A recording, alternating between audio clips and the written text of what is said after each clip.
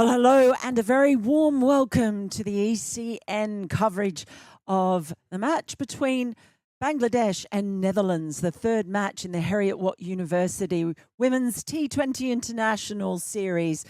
We've had some rain and we've come on very quickly, so play about to start.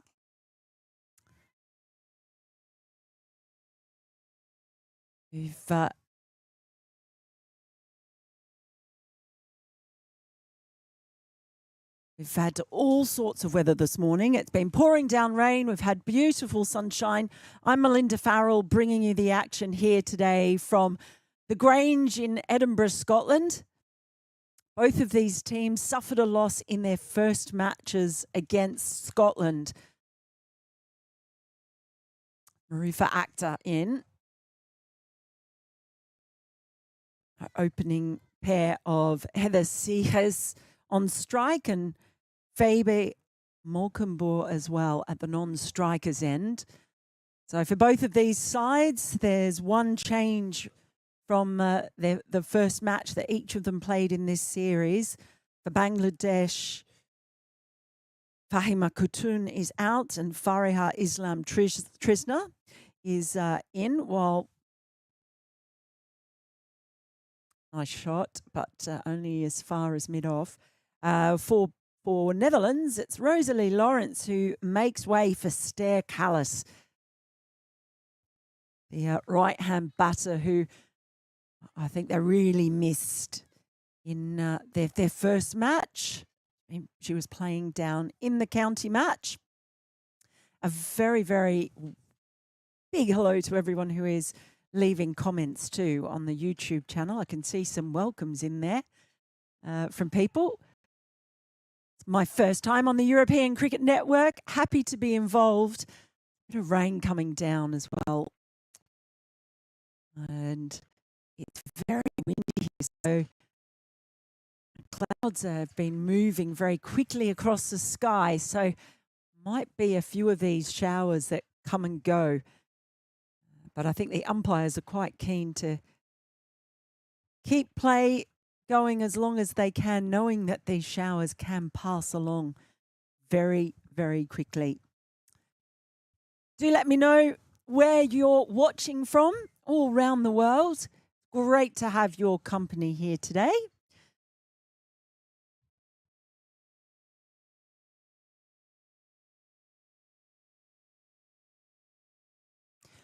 Oh, how was that missed? I think you can see by the hands on heads everywhere. And that is going to be 4 byes. But the reactions tell you it did not miss by very much. Oh, did a bounce that Marifa Akhtar got in the end. Just too much for Jyoti, the keeper.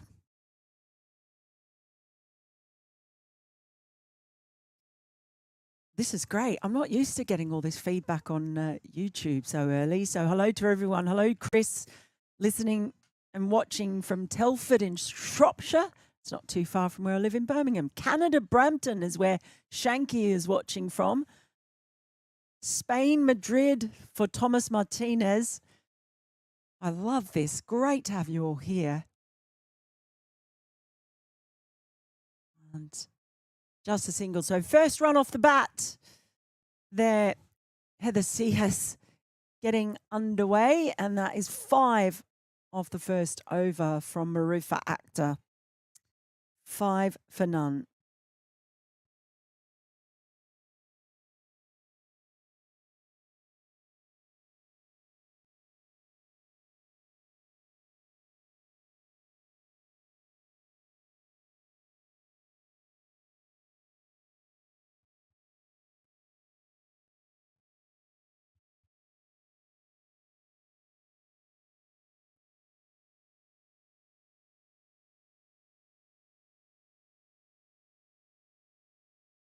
Temperature is all over the place here as well, it has to be said.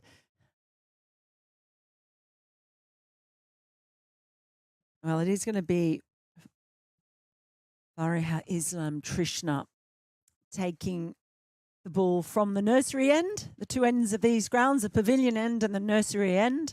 Little echo of Lord's, although I'm sure they'd like to say that Lord's copies them up here. Well, that's nicely struck. Just be the single though.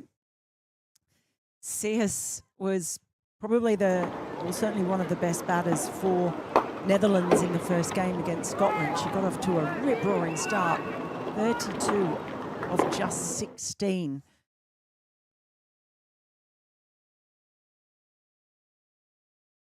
But ended up just falling away. Riker was the other one who got a decent score together.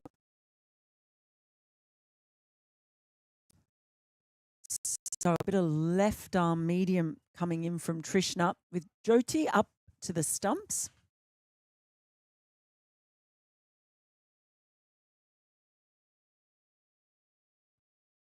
And that is Molkenboer off the mark as well. So both the Netherlands batters up and running.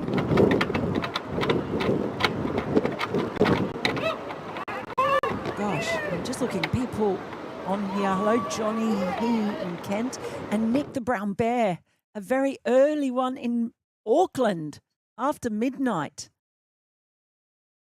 That is a very impressive effort from you, Nick the Brown Bear. Croom in Essex. It's brilliant. Lovely to see you all here. Oh, half a shout. But umpire not interested. The two umpires today standing, Ryan Milne and Ian McDonald. Ryan Milne just talking to the bowler there.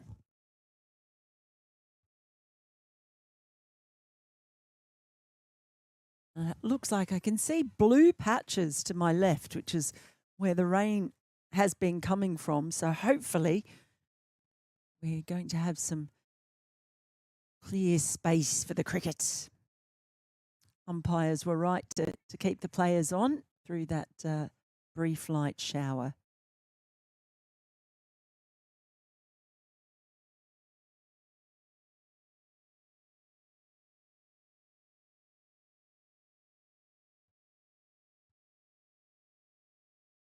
We've had a wonderful support here for the Scotland home games.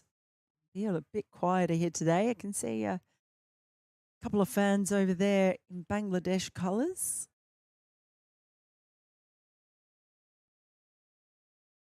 But it is really one of the most beautiful grounds that I go to, the Grange. If you ever get an opportunity to get up here, it is well worth it.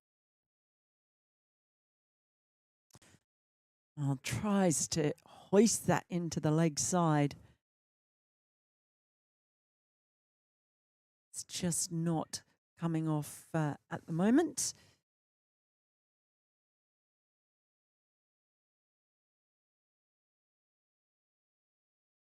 Of course, this series is a wonderful series in its own right, sponsored by Heriot-Watt University. But it is also a chance for the three sides involved to really fine-tune things heading into that ICC Women's T20 World Cup just around the corner. That's a real heave-ho. This time, Heather Sears did get all of it.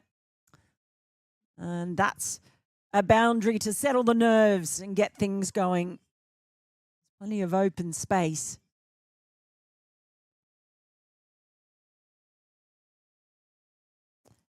That finishes off the second over, 11 for none.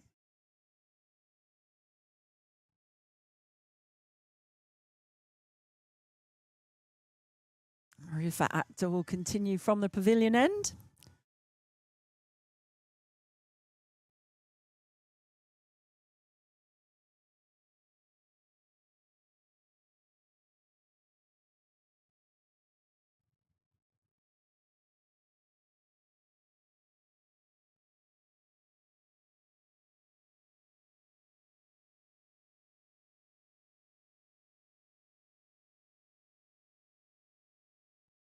That's nicely clipped away. The ball runs away very quickly here down the slope. And that's going to be another 4 runs. Just straying a little bit, Marufa, on that occasion. just clipped off the toes. At that nursery end, it really runs away. You see there the ball disappearing. That gives you an idea of just how prevalent it is. It's on a real camber, the pitch here. So once you clear that infield, it can get away from you very, very quickly.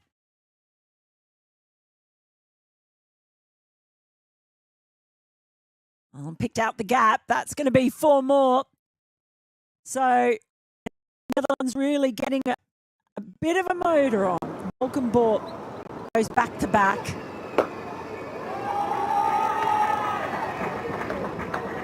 Both sides of the wicket as well. So maybe a little bit of, wasn't even really compensation because there was no real width, but just a touch over pitched and dealt with very, very well.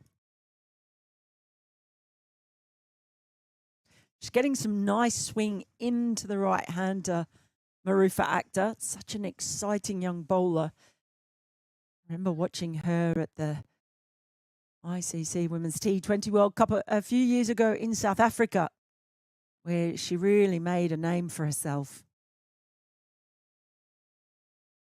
This time there is width, but it goes straight to the fielder.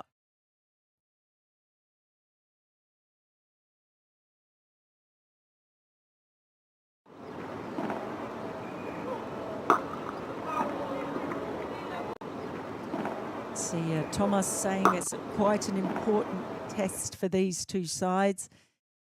And I think you're right, Thomas. They both came up against a very good Scotland side, and I mean very good. But Bangladesh had only been in the country for a couple of days. Again, that swing just working against Marufa, but very, very nicely for Malcolm Bork. She's dealing in boundaries at the moment, doesn't want to run.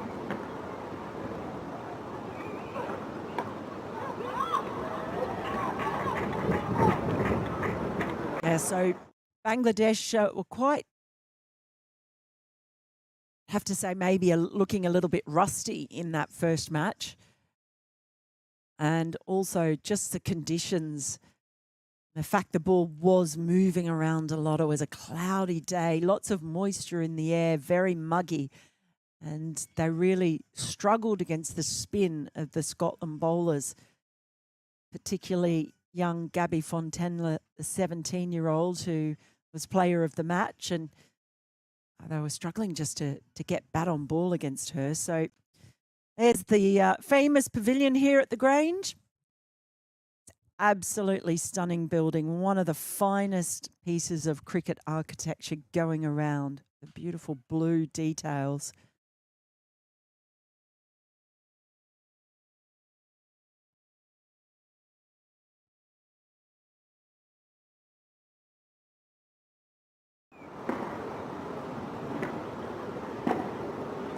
See TD Harmer saying the pavilion, looking at the pavilion, a ground that he really wants to visit. Yes, you do. I tell you what, when the sun's shining, which it is now all of a sudden, sitting up the top there on those wooden slatted seats is about as good as it gets in cricket.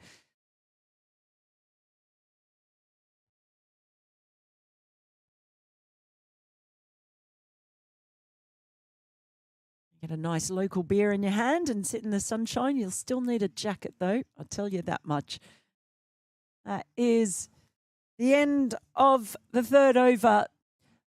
Netherlands travelling nicely now, 23 for none. 4 boundaries in 5 balls has just changed things a little.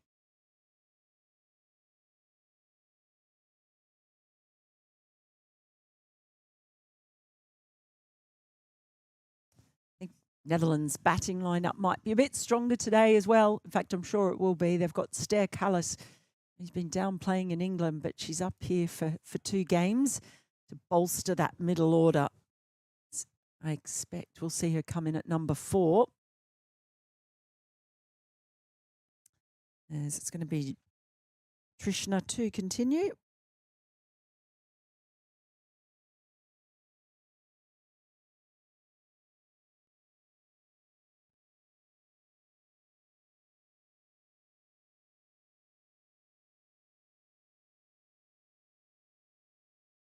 It's a bit of a hack across the line, but it does the job of getting Fabi Molkenbohr onto strike. She has been hitting it quite nicely, taking advantage of anything over pitched or anything down the leg side.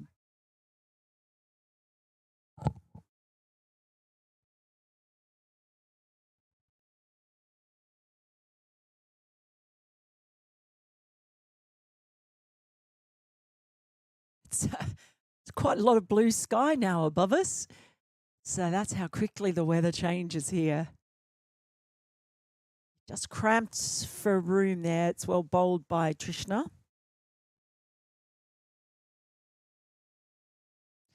Now these two sides will face each other. They're in the same group at the upcoming T20 World Cup. They're going to play each other at Edgbaston. So it's a really good tester for both of them. They'll play each other twice during this tri-series. That's well bowled again. It's just a quarter length back, just a touch, so it's not over pitched and really not giving Molkenbohr much room to manoeuvre.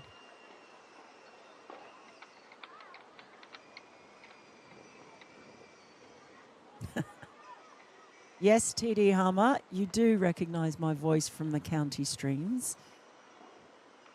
Do quite a bit on the streams in the BBC. Managed to get around a fair bit.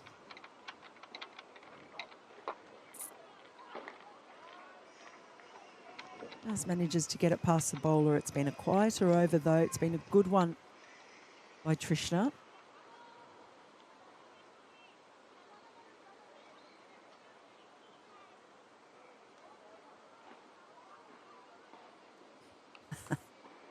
This is so great being able to chat to you live like this. Yes, Thomas, I have been also at a lot of ICC events, under-19s World Cups, lots of qualifiers, Cricket World Cup League 2. Very happy to be on this network. Oh, that's a big swing and a miss. Maybe just pulled a pace back a little bit.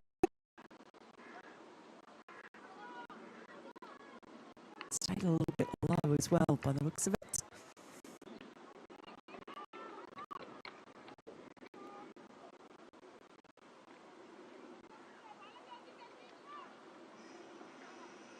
Really hear that wind howling, and it's actually blown a lot of the dark clouds away. Good news. She loves going for that big swing across the lines. She has. They come back for a second. It was actually a very well run at the end. Molkenbohr was going to the danger end. She really hustled to get there, and that's good running between the wickets from this pair.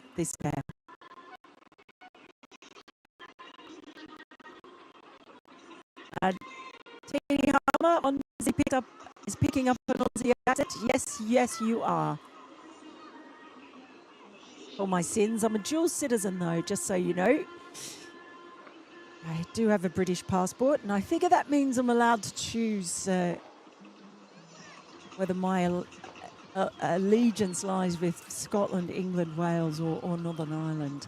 I think I get to choose. I won't tell you who it is. Well, 27 for none now. That was a good over by Trishna. Just the 4 runs coming from it.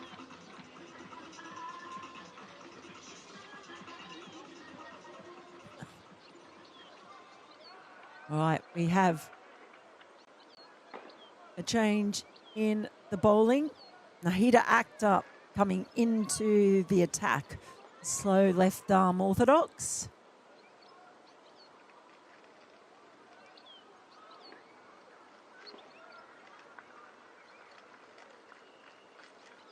Looks to be a really nice pitch.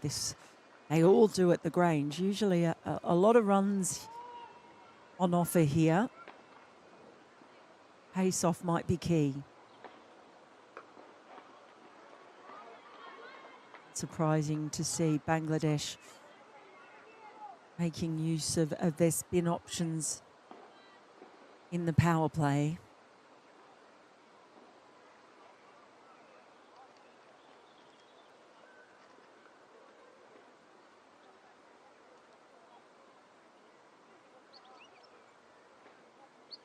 Oh, she's tossed it up so much. It's turned into a full toss and it's dealt with disdain. She looks in really good touch today, Molkenborg.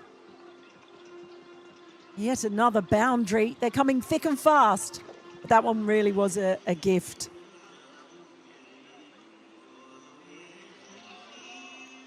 It's a really steady start. Netherlands will be delighted if they can get through this power play without losing a wicket, knowing they have some firepower to come. The likes of Rabina Riker and Ster Cullis. Babette de Leyder as well, of course, the tall captain.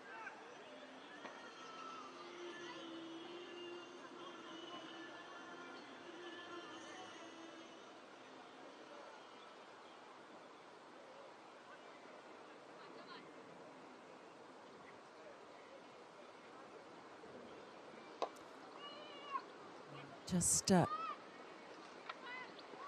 pulls a length back, tries to dart that one in a bit quicker. It's been a single.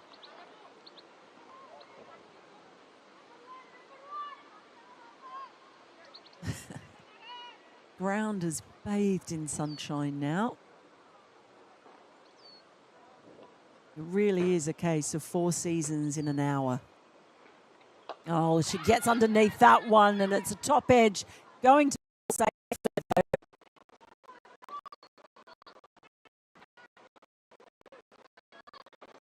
Maybe a little bit of extra bounce.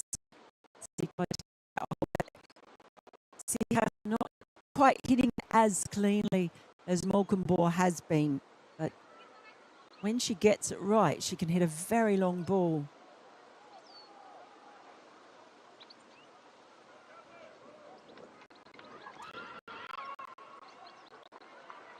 Strangled appeal. Sitting right behind the bowler's arm, so it's sometimes a little bit difficult to judge from here. The ECN setup doing a wonderful job. Brilliant to have the guys here. Side field is largely out, certainly in front of square, so there are plenty of singles on offer there. As we see out the 5th over, and it is now 34 for none. Really solid start by Netherlands.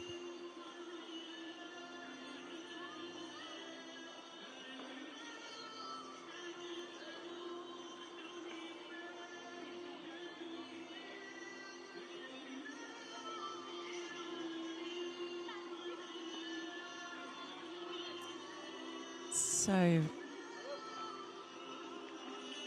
Fariha Islam Trishna, it is going to be her. I wasn't sure who was going back there. She was walking very, very slowly to hand cap to umpire Ryan Milne.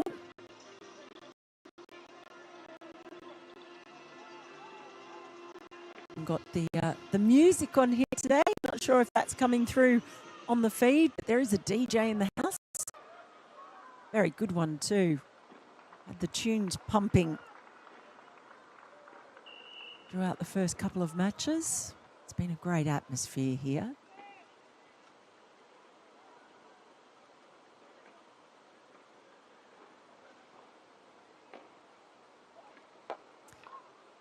Nicely played, but that offside is pretty well ring-fenced. All on the 30-yard circle. There are definitely more opportunities on the leg side. Got a backward square in and one on the 45, but important that the bowlers at the moment bowled to that field. And that's why easy runs there, precisely in that area, is just highlighting. So that's an easy single for them to keep rotating the strike if they can get it there.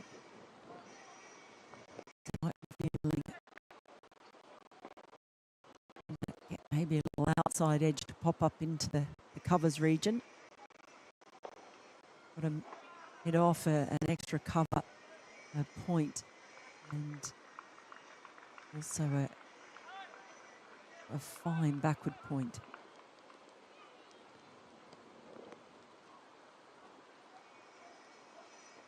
Oh, she does get hold of this one, and that has gone. Another 4 runs. She hasn't quite been nailing it to this point, Sears, but when she does, that ball does travel. Over pitched, and it was really just an effortless pickup from the Netherlands opener.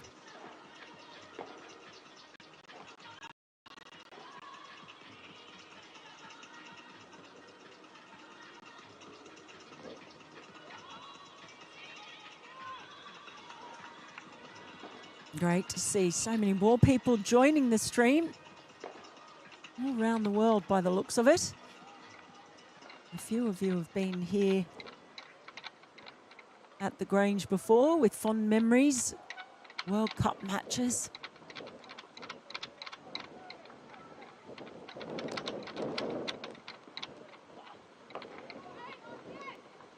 Well, that is better from Trishna. Rolling outside the off stump where she has got that protection all around the ring.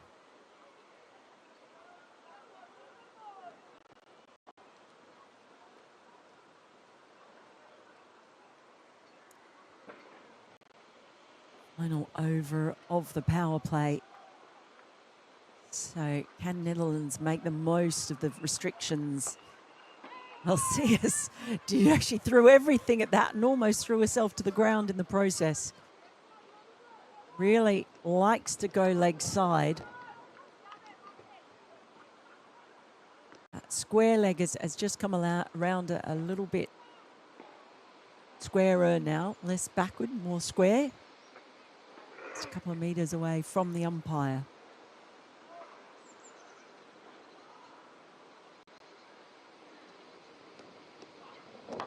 Straight back down the ground. That's an imperious shot. Another 4 runs. She's winding up now, Sears. 2 boundaries in the over. And this is now turning into a very fine start indeed. It was Molkenborg leading the way first, but now Sears is just starting to see it a little bit better. And at the end of the power play, Netherlands 43 for none.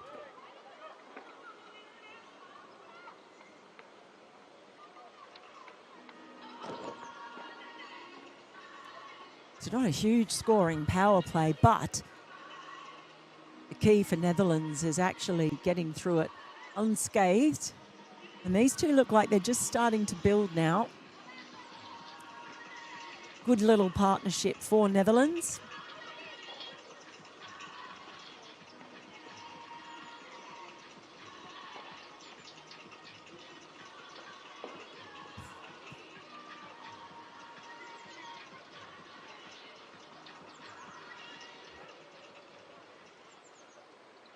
Right. It looks like a completely different day here now than it looked earlier on. Mind you, that could all change in the next half an hour. I'll keep trying to keep you in touch as we start the next over.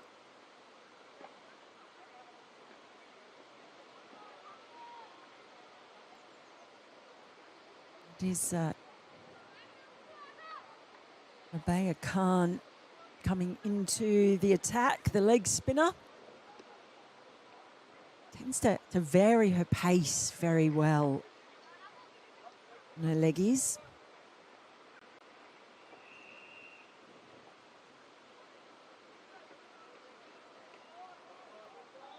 That's why she does that. Foxes the batters.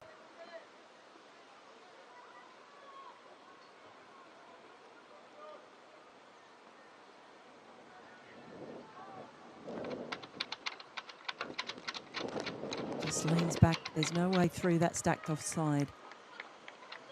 First time playing in Scotland for, I think, all of these players. Netherlands did play, well, should say Bangladesh did play a game in Scotland, but it was a long time in the past. It's slapped away nicely too. Manages to pierce that offside ring. It's another boundary. So Seehas and Molkenborg are just trading the fours at the moment.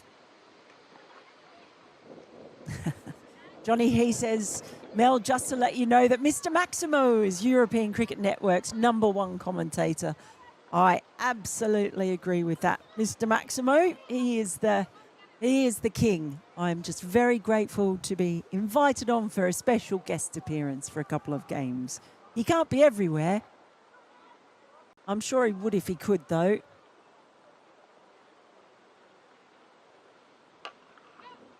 She's just being able to find the gaps as well as the boundaries, Seehas. Gaining in confidence, these two.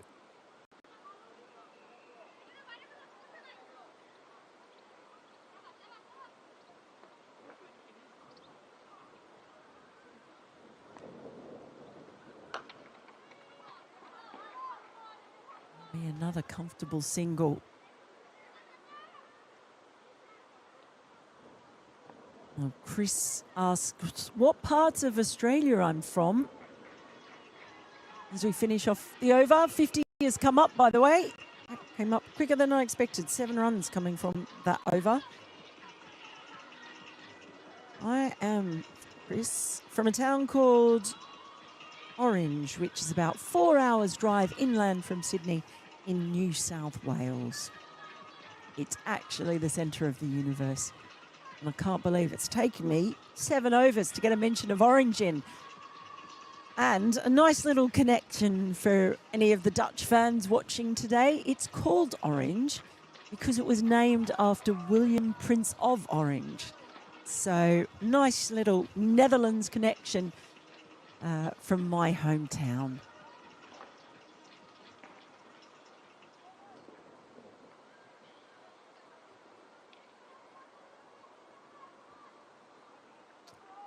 See, they're enjoying the sunshine.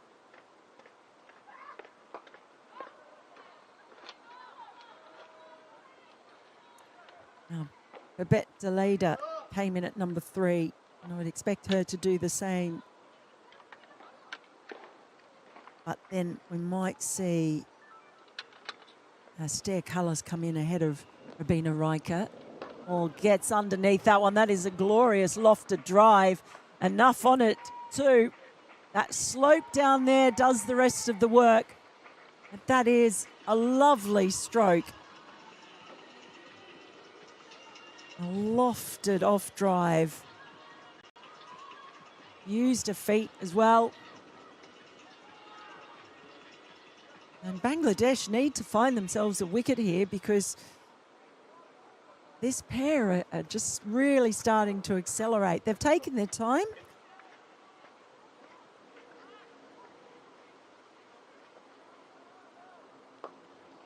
They've got themselves pretty well set now.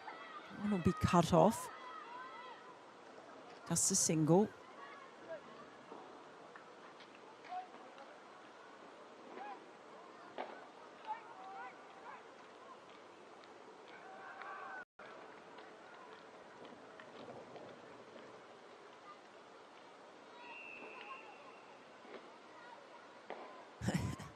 Just on my clouds update, because it's so fascinating to watch them. There's just a few white fluffy clouds in the sky now. Amazing. Slapped away.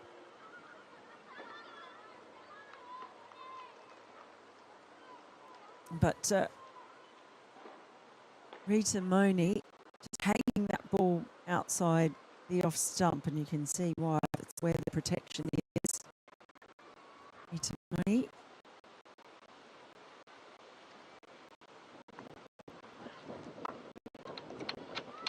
Yeah, and this time manages to pierce the gap, but there's protection out on the rope.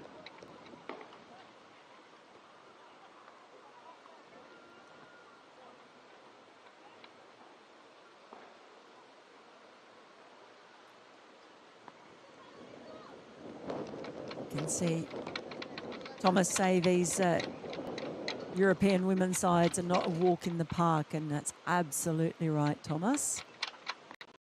That's nicely clipped through the leg side. Yeah, they've been improving rapidly. Bangladesh women have really had the wood over Netherlands in their previous meetings. There's been a lot of improvement in the Netherlands side. There certainly has been in Scotland.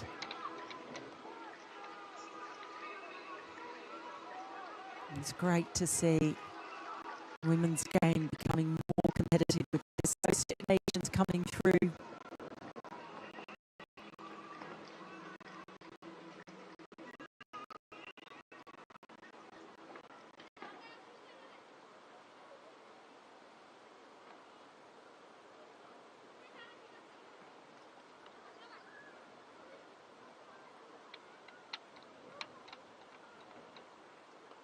Well, that's got a top edge and it's taken.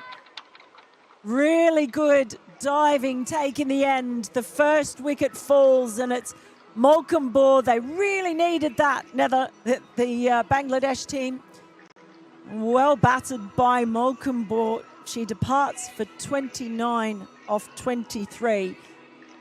And Netherlands lose their first wicket for 57.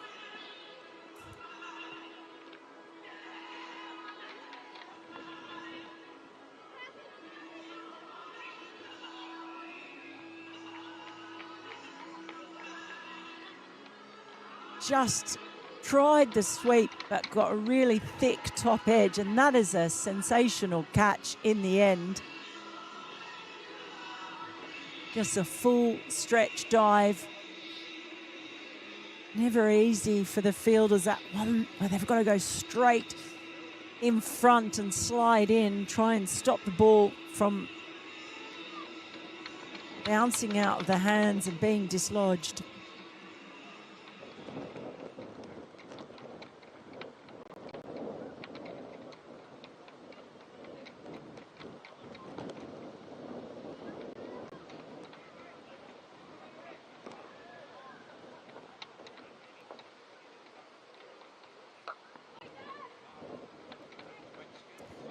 So Stair Callis has actually come in at number 3. So promoted up above Babette Deleda. She might have been planning to come in at 4, but because the first wicket's only fallen in this latter stage. Ah, gorgeous shot. That is a typical Stair Callis shot. Any width, she cuts beautifully. Nice way for her to get off the mark.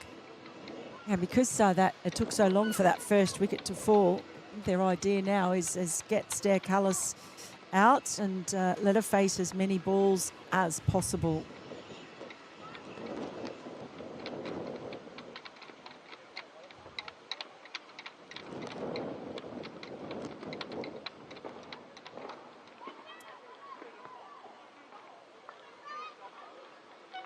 That catch, by the way, it was taken by Sharman Akhtar, who did a brilliant job getting to that ball, keeping hold of it as well. 29 off 24 it was, scored by Fabi.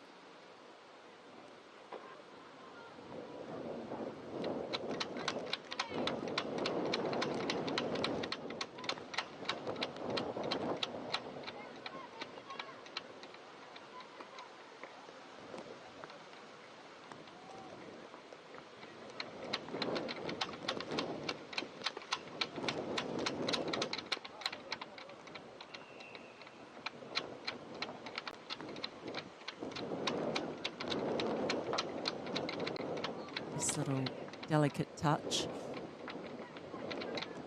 but it's hard to get a single on that offside. Terrific over by Rabeih Khan, a successful one for Bangladesh. Netherlands now 61 for 1. They really did need that, did Bangladesh. struggling to take wickets early. We saw that in the Scotland game as well.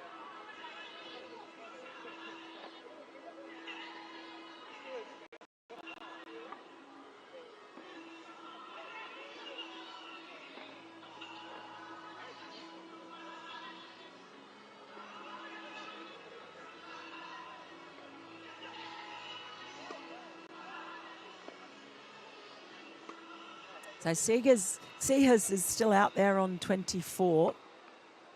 She is the set batter. It's just a few little changes as Nahida Akhtar is back for another over.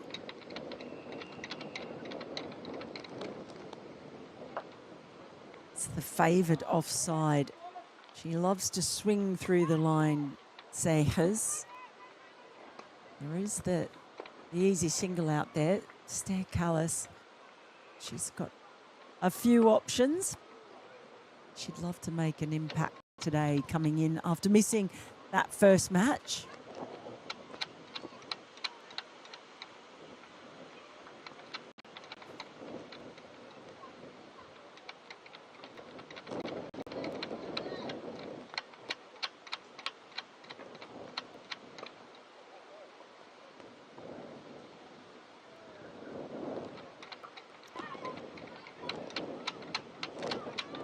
Cut away. And Callis was thinking about the second one, but decided against it. Well, Heather Seehas, she actually had announced her retirement from the game, but was persuaded to try and play a really big part in this upcoming T20 World Cup. She's playing a part here today too. Just be another single.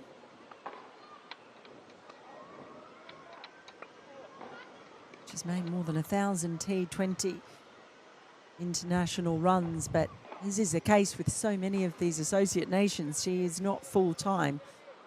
She works at a steel company in the Netherlands and has had to get time off work. Finding the gap, if not the boundary. Feels a little bit cruisy at the moment.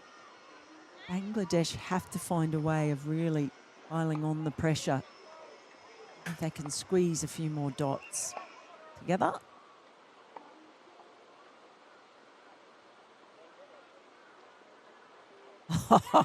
Well, that is the most innovative shot she has played, and it comes off beautifully. Got herself into position, and that execution, knowing there was nobody back there, really nicely played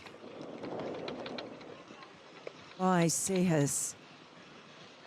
She's played so much on the leg side that that was really smart. Nice bit of funky batting there.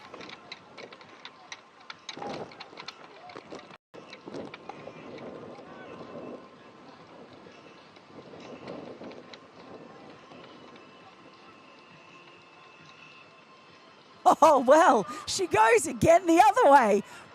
It's incredible. I don't think it's going to, no, it's not going to reach the boundary. That is actually brilliant work by Tristna with the dive. And she was supported by Juairia Fadus as well. But, boy, if you try something and it works, why not go again? That was terrific work. You see Jyoti, the skipper and wicketkeeper, just throws her head back as if to say, not again. And that is the end of the over. 10 gone, halfway mark. Netherlands 71 for 1. They will be very, very happy with that.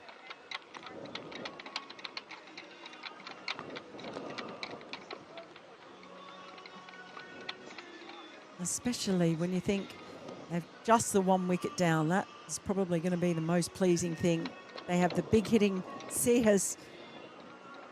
It's currently on 32, and Stair Callis has joined her as well. Arguably the best batter in the Netherlands side. So they've positioned themselves quite well, you'd have to say. The players have a little drink. look. Well, The fixed camera. just while we're waiting, Just needs to go up a little bit. feel free to give us a shout on the YouTube chat. Let me know where you're watching from. Hopefully you're enjoying our coverage today. Feel very honoured to be making my debut on European Cricket Network today. I know you're all huge supporters of the wonderful work they do. The bag's all over it, mate. Covering cricket that you would never normally get to see all across Europe.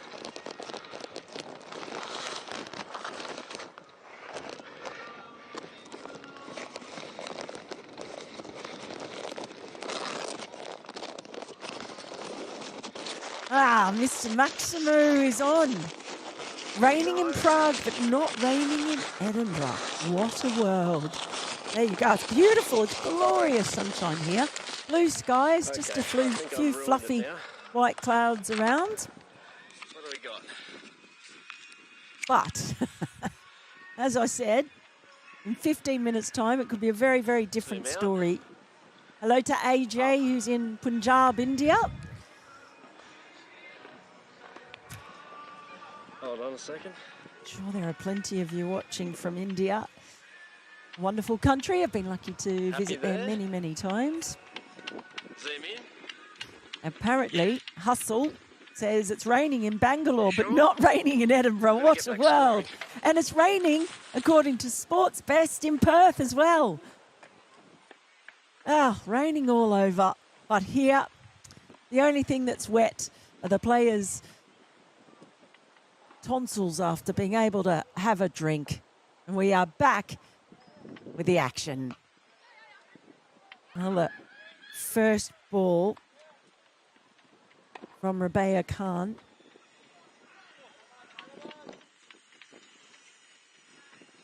So just played for a single.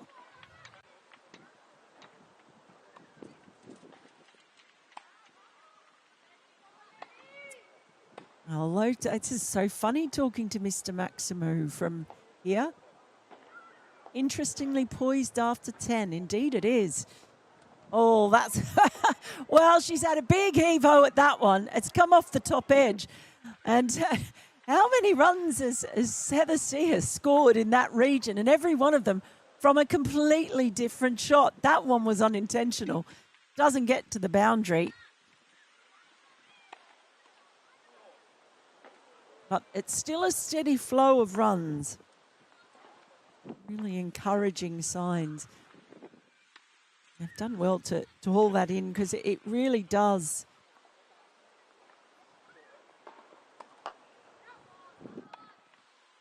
It really does run away down that slope. It's an interesting, actually, when you hear commentating. So I'm at the opposite end to where that slope is steep. So I'm up at the pavilion end at ground level. It's a really weird optical illusion. There's no single there. When the fielders are out on the fielding on the boundary rope at that nursery end, I can only see them from the knees up, which is really strange, actually. That makes it a little bit hard to see what's happening when they're fielding down there. It's slapped away, but it won't pierce it. And Staircaller's just getting a little bit frustrated here. She's making good connections, but she just hasn't been able to get it away. She puts really high expectations on herself, and there are high expectations on her with all the experience she's got. But Rabea Khan is bowling quite nicely.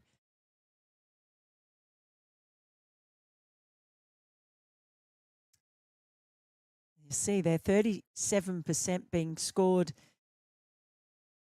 in that region. Offside, sort of between deep third and point. Another over gone, 76 for 1 after 11.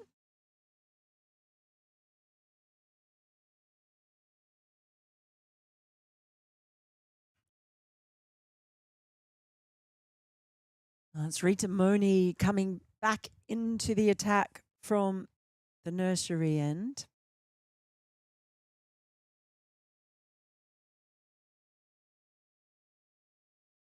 This time Callis goes leg side. It'll just be for the single. It wasn't the cleanest of strike. It's been a productive area for Seahas. Yeah, looking at 37%. A lot of those have come off the bat of Seahas. Little funky little scoops. One was an edge. I've actually got a fielder, sort of a shortish third at the moment, as Seahas aims up big. She's eyeing up that square leg boundary.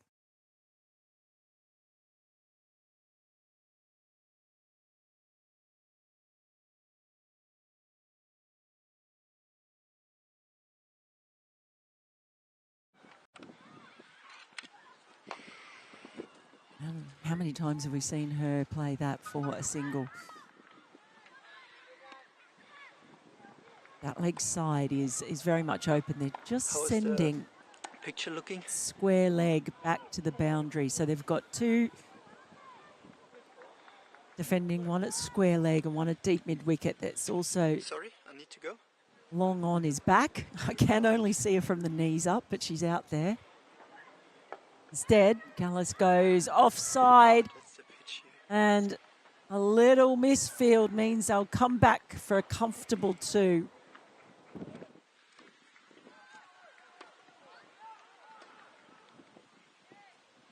How is that now? I think that's Marufa Akhtar with the misfield.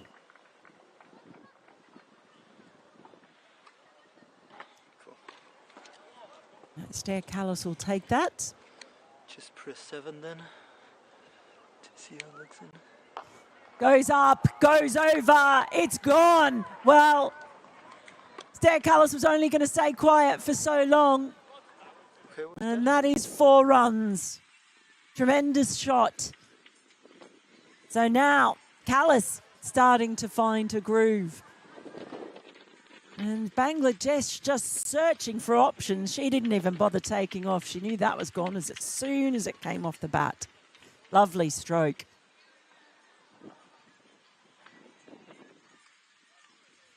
Just looking for the ball. I think quite a few have been lost in those trees down the other end over the years. Up this end, there's a tennis court where a few balls get deposited as well. You can see the tennis courts just behind the green netting there. It's lovely, the quirks of this ground. Oh, there's a belated appeal. But Stair Callis remains safe, if not on her feet. And it is the 12th over gone. They are travelling very nicely, Netherlands, at 84 for 1. Seahas on 36, Callis on 15, just starting to look dangerous. The question is, where does Bangladesh go now? They've got the batting firepower to be able to chase down totals. There's no worries about that, but I think it'll be worrying them that they're finding wickets so hard to come by.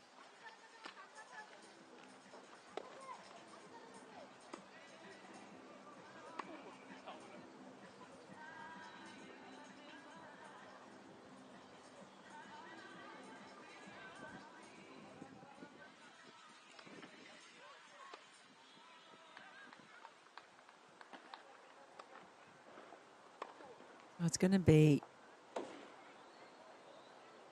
Sharman Akhtar now. That one's a bit of a drag down, and that's gone. It's another boundary over by the tennis courts, and just sat up perfectly for Seahas. He had all the time in the world. Oh, and once she swings those strong levers of hers, the ball stays hit. And she goes for another languid swing. It's going to be cut off, very well fielded by Trishna. She gets a little bit of congratulations from Nahida there because she did so well to cut that one off.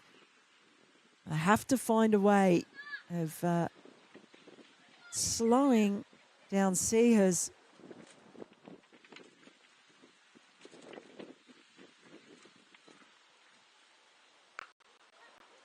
More runs. Really good partnership between these two. 57 runs put on for the opening partnership.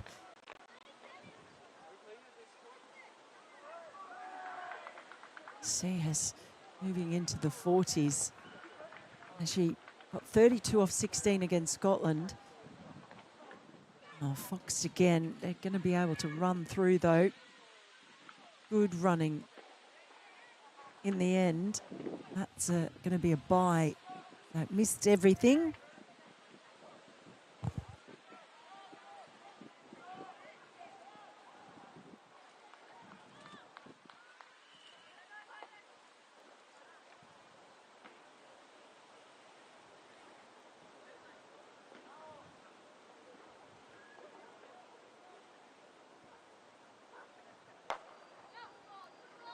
It's just become a little bit too easy to pick up the singles. And they're rotating the strike very well. They're also just waiting on the bad ball, ready to put it away. Oh, Shaman Akhtar has beaten the bat a couple of times, but unable to find the breakthrough. So 13 gone, 93 for one.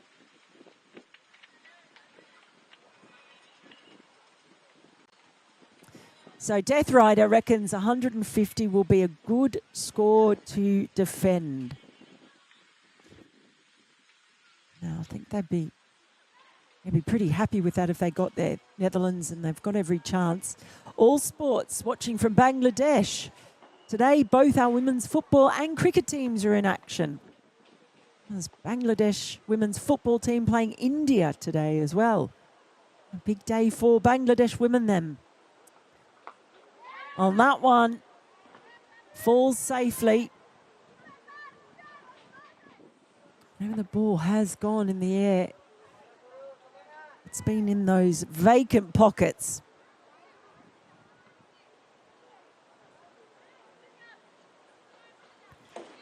Jyoti just setting her field a little bit squarer. Well, that's going to be a wide. Stair Callis thought about chasing that one for half a second. Decided it wasn't worth the risk. You can see Russell thinks Netherlands are going to win this. Another one that's dragged down. That's punched down to wide, long off. They'll come back for two. So yet again, runs keep ticking away.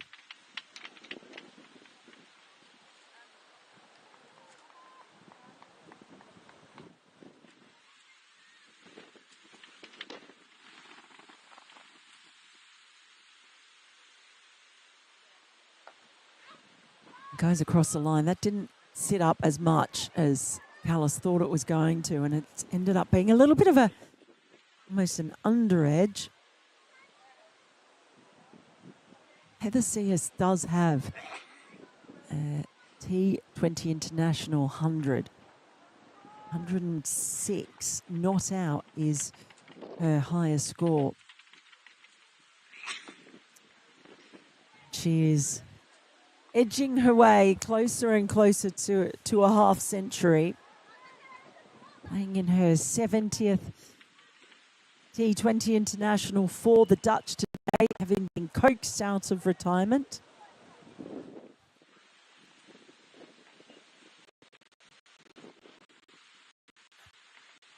Oh, goes up and over, and that is another boundary. And what a way to bring up.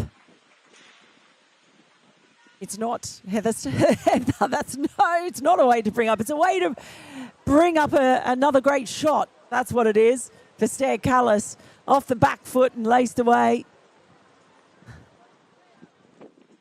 Great way to bring up your 22. And it also brings up the 100 for the Netherlands. Are really going along nicely. Cut away again. She's so strong with that shot off the back foot. Will just be the single. Finish off the over 104 for one now. So 11 runs coming off that over.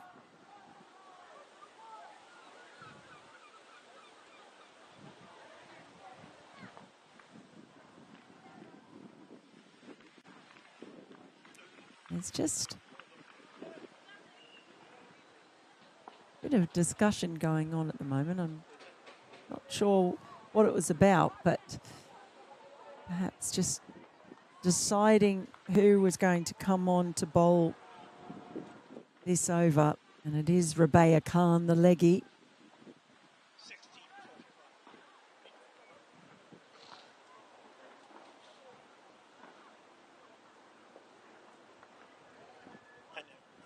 Tosses that one up nicely. Got a good few variations, Rabea Khan. Really varies that pace as well.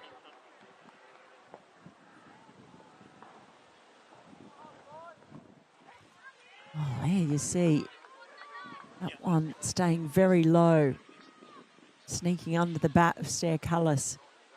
Quite a wily leg spinner, you'd have to say, Rabea Khan.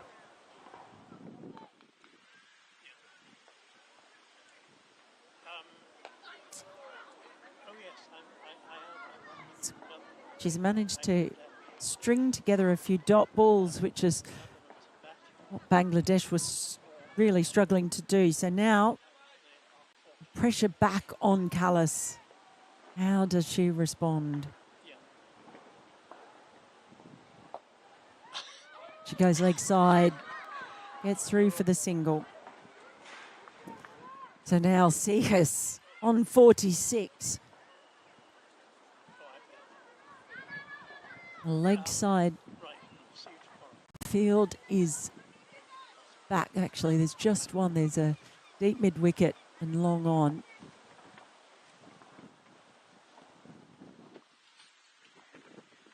Oh, oh my goodness.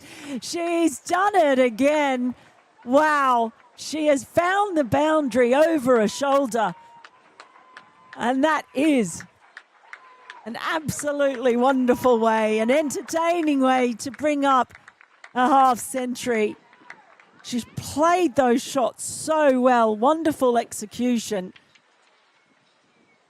It's not just about the brawn, it's about the placement. And it's been a wonderful innings by Heather Seahus.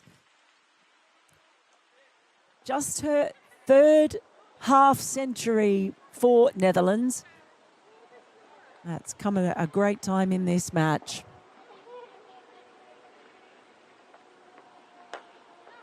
Goes straight down the ground this time. She looks very confident.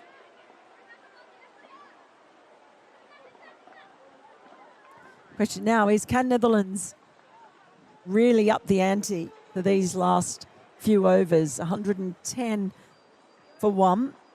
It is, and 5 overs to go.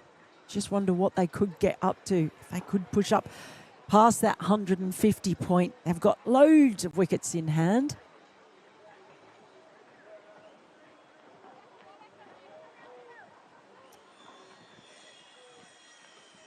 Let me know what you think a good total will be.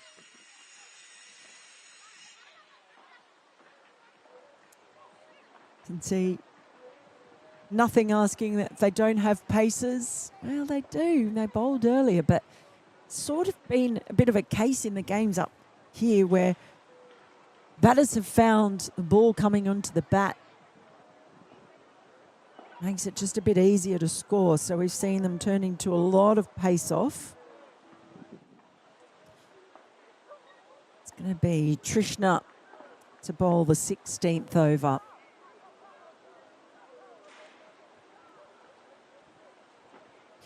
Well, doesn't get all of that one, but, well, it's fallen safely.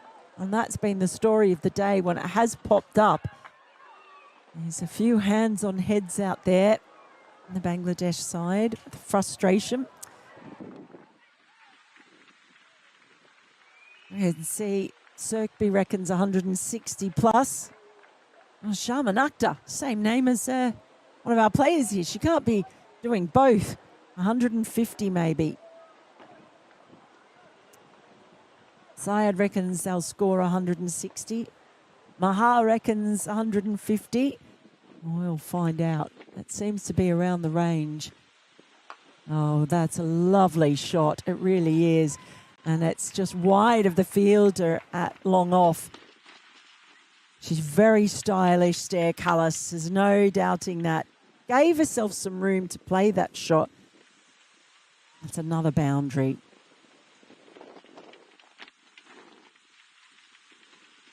Bangladesh need to break up this partnership.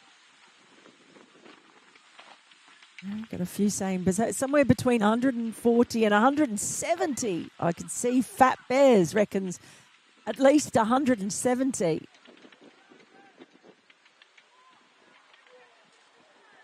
I can tell you they would be very happy with that. There's Jyoti, experienced captain, just nudging her fielders around. Oh, tries to go leg side and given. So Trishna does make the breakthrough. And it's the end of Stair Cullis's very stylish innings. She goes for 28.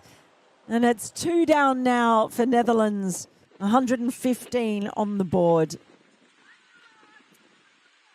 They desperately needed that, did Bangladesh. It was a very attractive innings from Stair Cullis, 28 of just 27.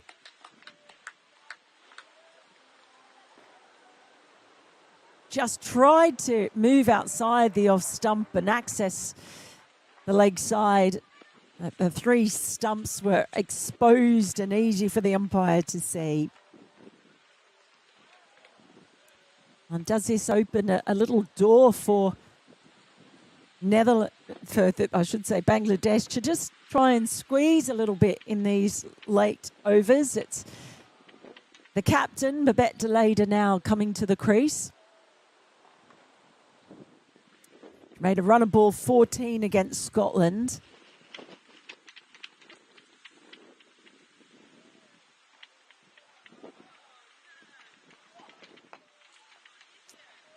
And off the mark straight away. At least one.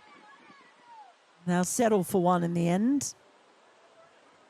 So that might affect the total perhaps, because we've got to wait now for Deleda to get herself in, although she's usually pretty sprightly early on. But Cullis and Seehas together are a pretty formidable pair. Seehas is still out there.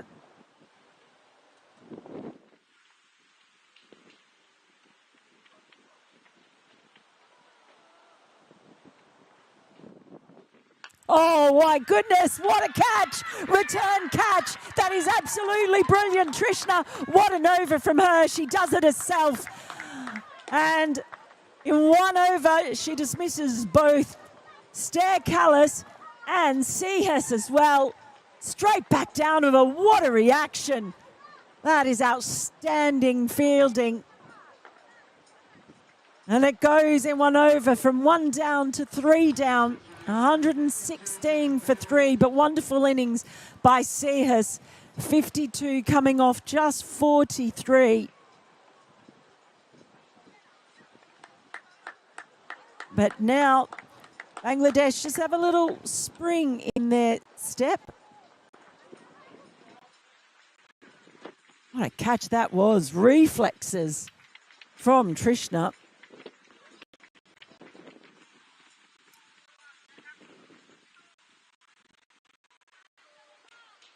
And Rabina Rijker, the new battery, and she was excellent for Netherlands in the game against Scotland. Scored 46 off 44. So they do have a strong top order. Into the middle order. Delayed up. Hairs off.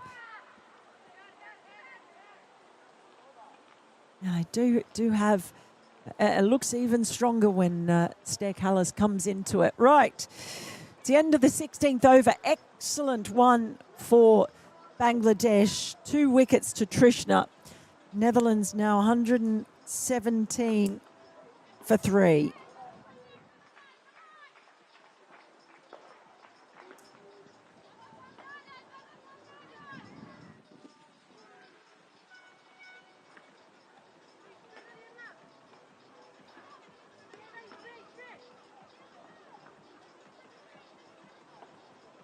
Four overs to go. 2 new batters at the crease. I'd be doing very well to get to 150 now. But we shall see. Rita Moni back into the attack and immediately put away. Rabina Rijker picks up where she left off against Scotland. And that's runs off the bat. Just waited for that one. Nicely executed.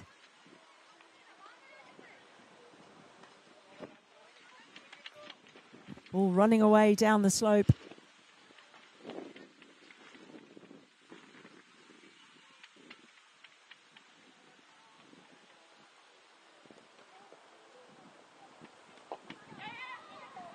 Well, I thought about the single, and that would have been a bit of a disaster for Rabina Rijker. There was absolutely no way there was a single in that.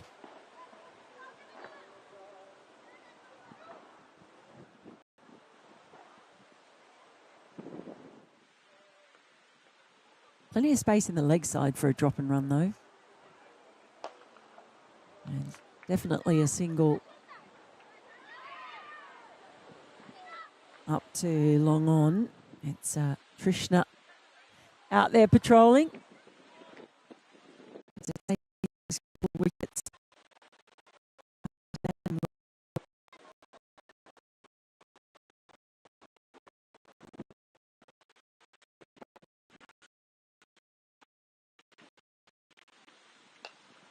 Oh, nice little wristy. There's that leg side vacant area I was talking about. So loads of space there for a drop and run for a single. Johnny, he says, Mel, in this stream, you've clocked up 4,900 viewers at one time. Well, I'll tell you, that makes me feel very privileged to have all of you on with me. Like clockwork, there's that leg side drop, and they're going to come back for a second. Good hard running. They make it back easily. Good hustle from the Netherlands pair.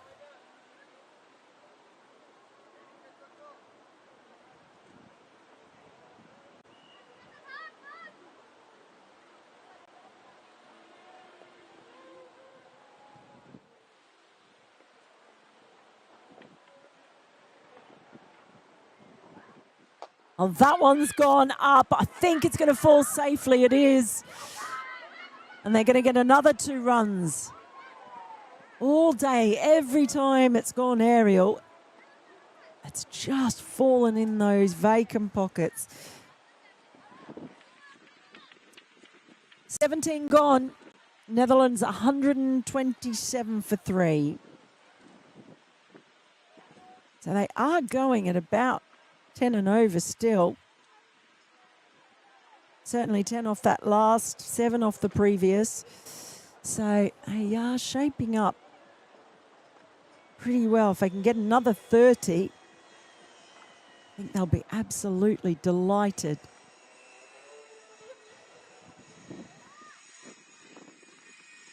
And Rabina Rijker in particular, she's in really good touch at the moment.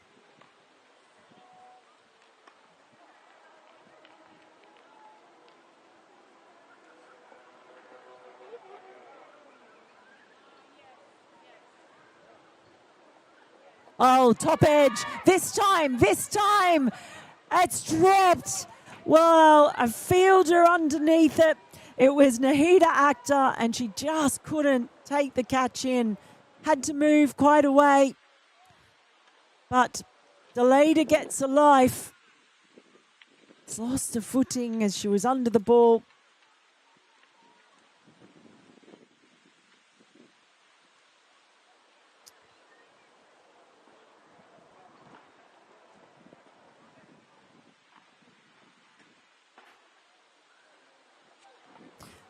Oh, that is picked up beautifully. Lovely pull shot from Deleda, making them pay for the drop. So Marufa Akhtar will be really frustrated with that because she finally drew that top edge on a return to the attack.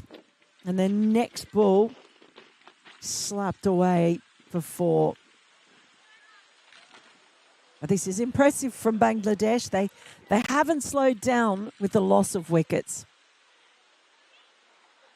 Goes again, and that one is going to be another boundary. Back to back for Deleda. Oh, she's taking a country home in style at the moment. And you can't drop one of the best batters on the other side and not expect them to try and make you pay. And she's doing that at the moment.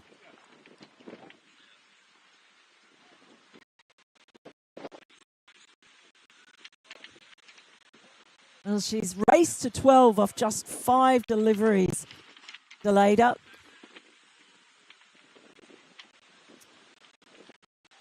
Ten off the over so far. 3 balls remaining. Oh, it's a thick edge. It doesn't matter. 4 runs all the same. 3 on the bounce now for Deleda. She'll take them any way that they come, and so will her side. I'll tell you that 150 is looking pretty safe now. They're already on 140, 1 for 3.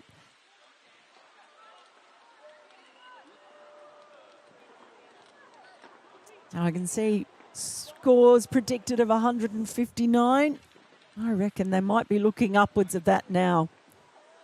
Oh, gone! Marufa Akhtar does get the breakthrough, so the damage is minimised.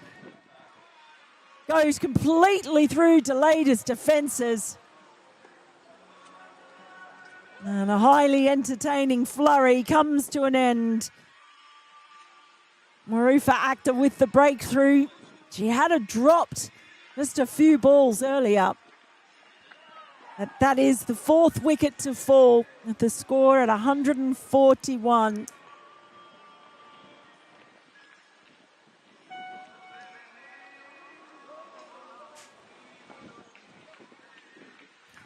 But it was a nice little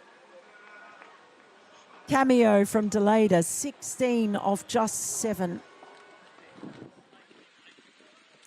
Marufa Akhtar, what an exciting talent she is. You know she's never going to be far from the action.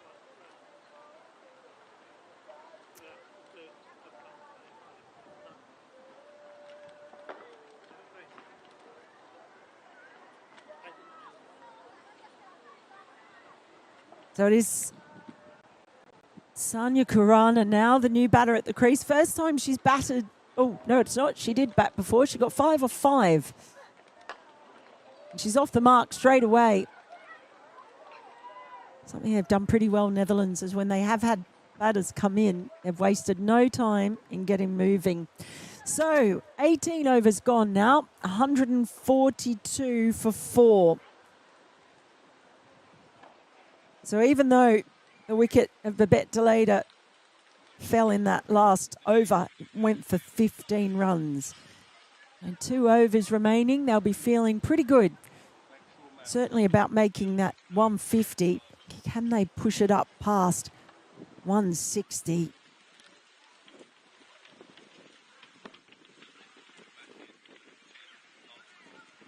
It is a good batting track though. So you'd expect Bangladesh to come out here and make a real fist of it. terrific game we have here for you today. I hope you can stay with us all the way through now.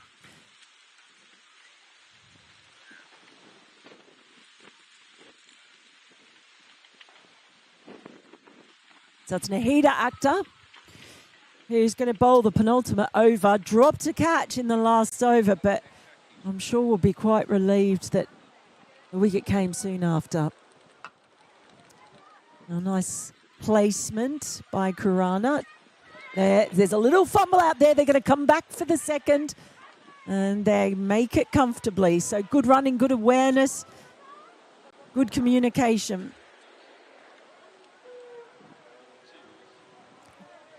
I have run a lot of twos as well. Have the Netherlands.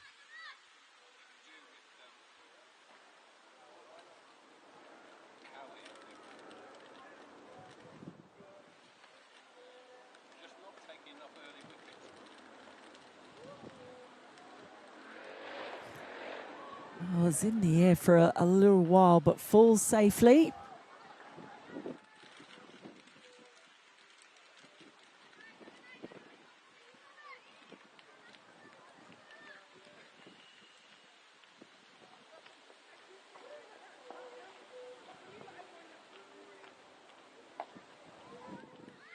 Well, there's a shout this time. Might be a bit close. Well, it's a direct hit.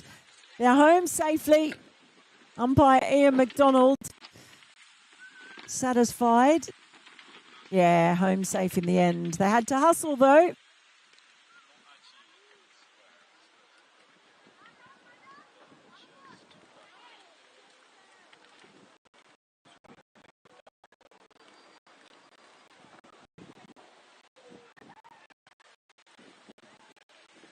That's well bowled by Nahida.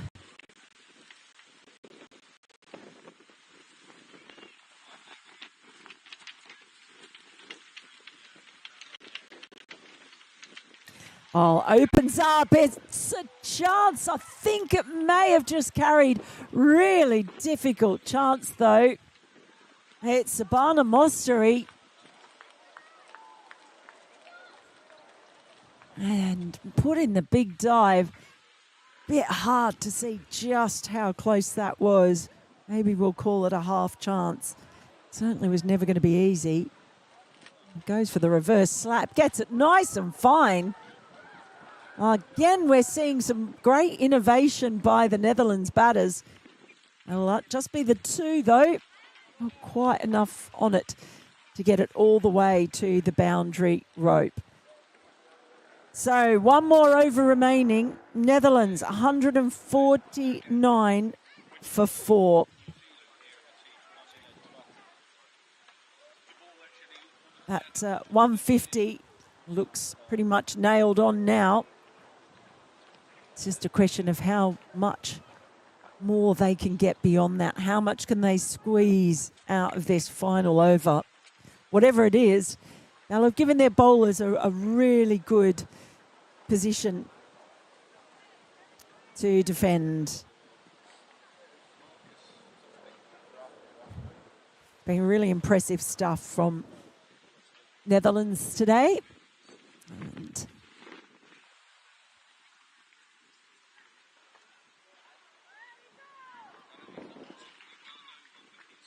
first ball of the final over is a dot, so that is it's exactly what Jyoti wants from Rita Moni, who's bowling the last right at the death. So 7 runs coming off that previous over, 10 the one before. Oh, goes hard, and it drops just short of the fielder, and it's going to be just a single in the end. She's hit it both not quite hard enough and also too hard. Up to the fielder too quickly for them to come back. So this has been good so far from Moni. Just the 1 run. Flattered delivery, but that is beautifully played. Well, the placement is absolutely perfect. Just splits the 2 fielders on the leg side behind square. Nice use of the wrists.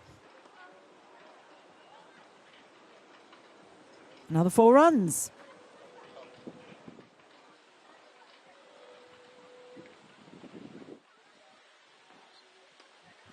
150 has come up for Netherlands. So all of you said more than 150.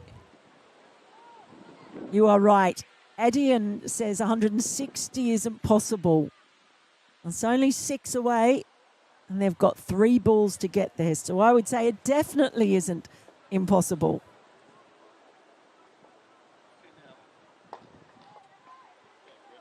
They're going to push hard for the first. It'll just be the one, though.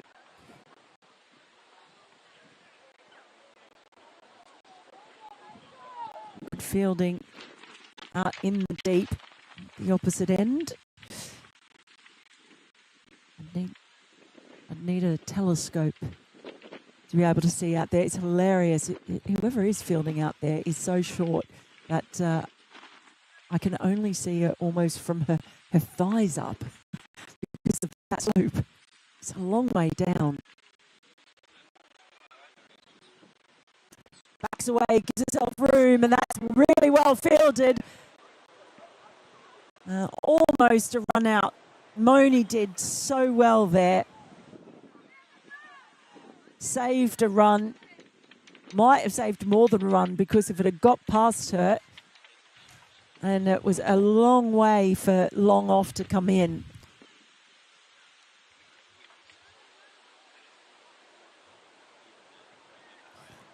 Well, a little fake, and the umpire's called wides, and it's going to be 5 of them to add insult to injury. Well, she shaped as if she was going one way or the other, and maybe that just threw Moni off her rhythm as she was coming in. That is very welcome. Tell you what, that does mean we've passed the 160 mark. They'll be delighted with this, Netherlands. Bangladesh will be quite frustrated.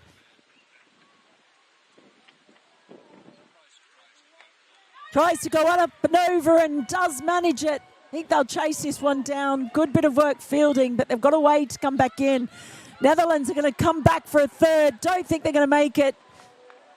And they won't. It'll be a wicket to finish off. But what a wonderful effort it has been from the Netherlands. Just waiting for the scoreboard to confirm. I think they just got the 2 runs in there, so they will finish up on 163 for 5. And some warm appreciation from those who are here as the players come off. It's been an entertaining innings.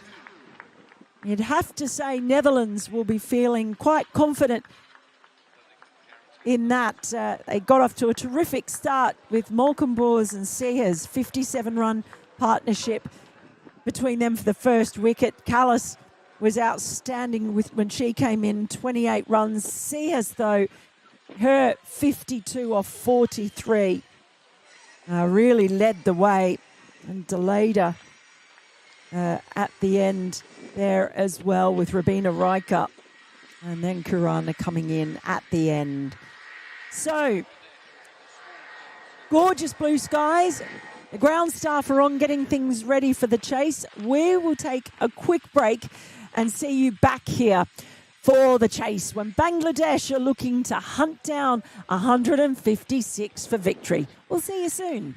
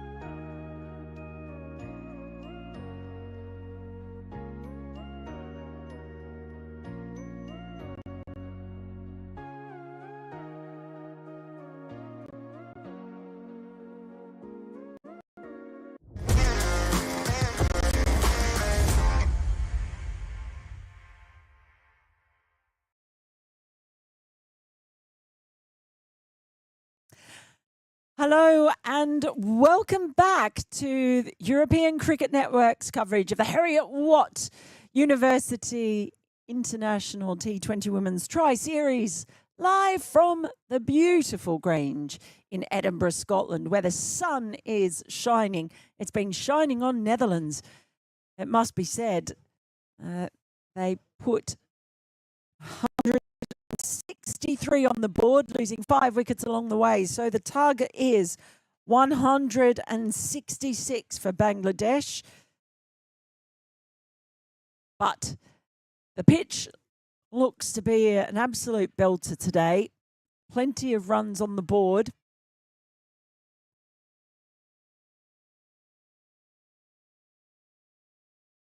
And it's great to have your company here on our coverage. Wonderful to see you all in the comments.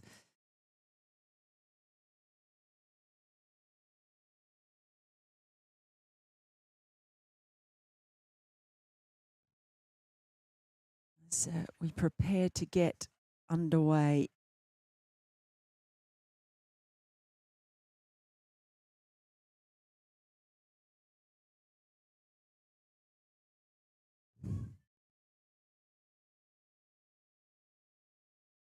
You can hear the chatter from here from the Netherlands bowlers, fielders, I should say, because they feel buoyant undoubtedly after that innings. Dalara Akhtar, it is on strike. And the chase is underway. A single to start things off. Iris Villing opening the bowling for Netherlands. Tall, very tall young lady.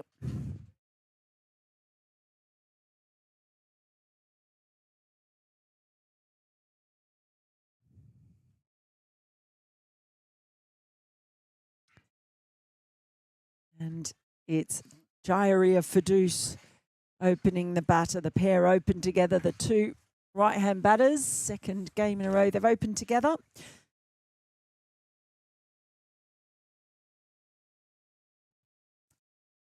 Hoping to get a bright start to this run chase. We're just actually having something run on here. Is that ball just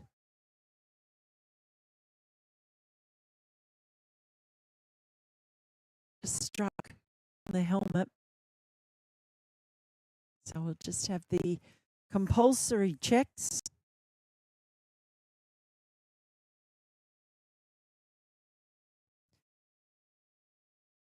Everything seems to be okay.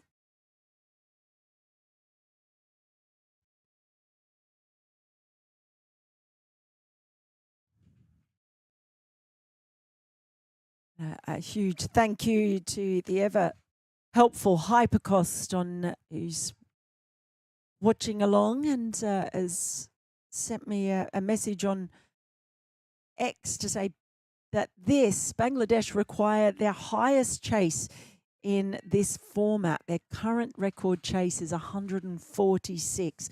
So they're going to have to dig deep and really get stuck in and break a record to chase this down. Ideal opportunity for Netherlands. It's a good start by Villing.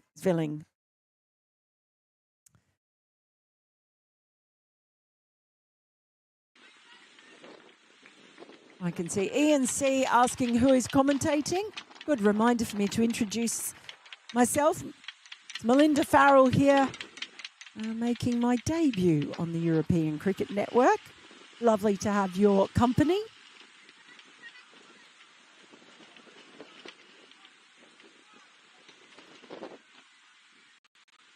Lovely to be up here and just actually having another helmet brought on now.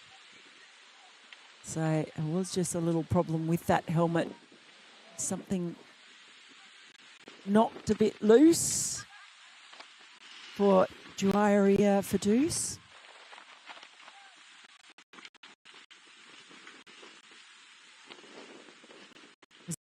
very, very quick turnaround. I tell you, hardly time to nip to the loo and run back. The umpires wanting to get on with things. It was only about 8 minutes in between innings, so into the action thick and fast.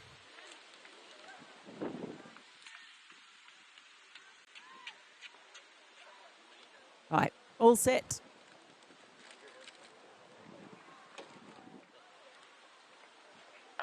Pulled hard, but there's protection out in the deep. So I'll just be the single. Important now for Netherlands to back up their batting with a good performance in the field.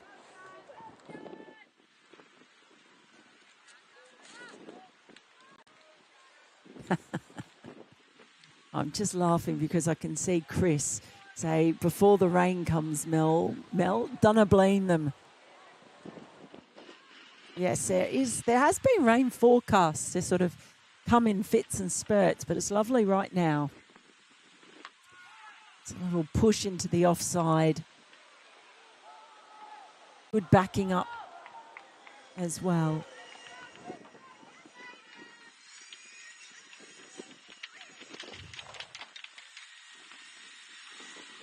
There is the end of the over. 3 runs coming from it. Scoreboard just running a little bit behind, but seem to have caught up now. Sometimes the gremlins get in. It is 3 for none after the first.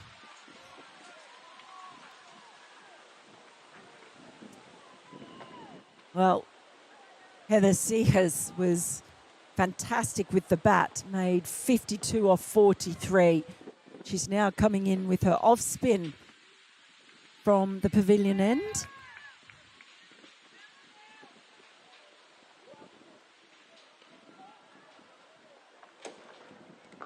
Really tosses it up first ball.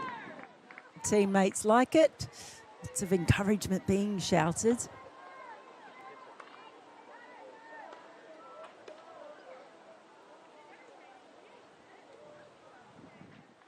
Flatter and wider and carved away.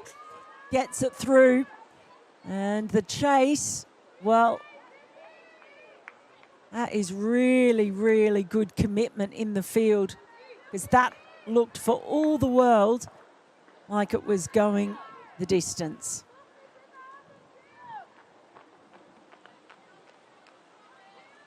Terrific commitment out there in the deep from Isabel van der Woning. And that one's gone straight down the ground. This will take some stopping, and it can't be stopped, in fact. Lovely stroke in the end. And that's the positive start that Bangladesh are looking for.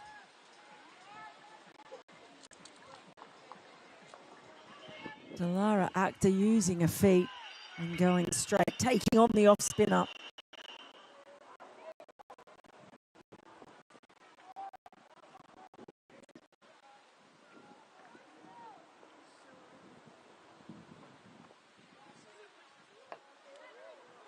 Goes leg side. There's plenty of space out there. They think about the second. Wisely chose to keep it to 1.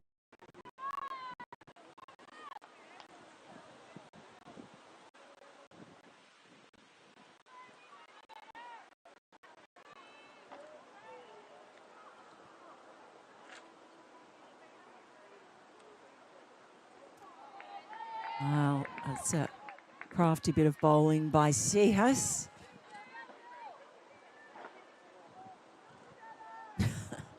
Mafia Sandesh. Luju's comment in a moment after this ball. Oh, outside edge. Won't get the run. Yeah, Mafia Sandesh says need to stay ahead of DLS. I reckon they're going to be all right. They're going to get a game in, is my prediction. All right, 2 overs gone, 10 for none. Chasing 166 for victory.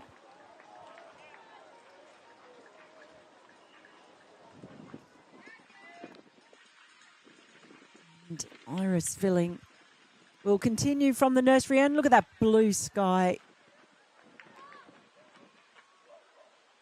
above this beautiful ground at the Grange.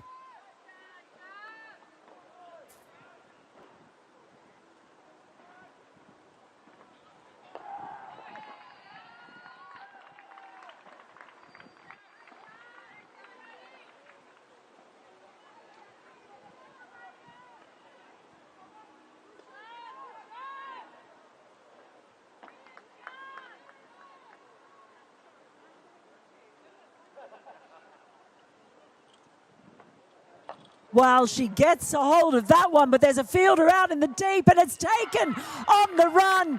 It's Heather Seahus. Oh, what a gaze she is having. That is an outstanding catch from the Dutch opener. And the first wicket falls. They are delighted, the Netherlands player. It was a decent stroke by Dilara Akhtar, but just on the run, took it down below her knees. And that is outstanding. First wicket falls for 10. And the Netherlands, well, they are hunting.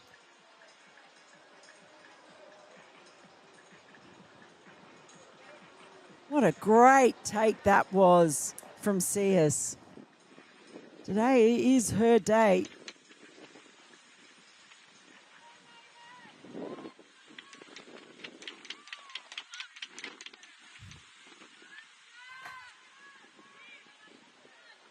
This is a result of pressure. Bangladesh. It's a record chase they need to pull off today.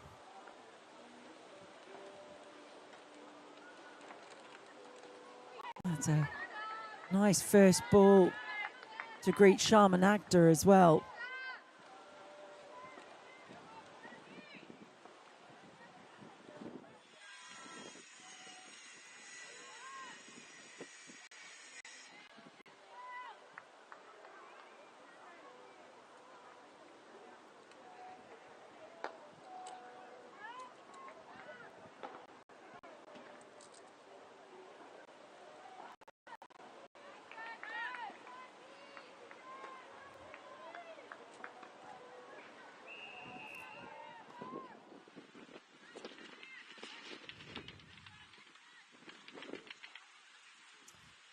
John Gray approves. Not an easy catch on the run and pretty low down too. I am with you, John. It was a fantastic piece of fielding.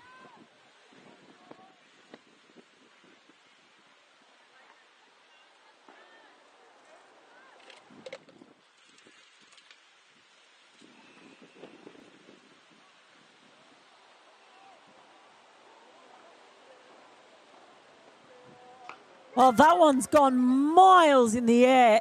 And there is a fielder coming around, and this one is put down. Well, there's chaos here at the Grange. Two opportunities. The first one is taken, but the second one, again, not easy. Just unable to get underneath it. I think that is Rabina Riker.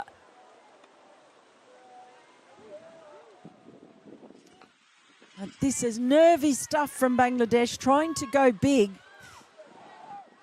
But they're opening the door to opportunity for Netherlands.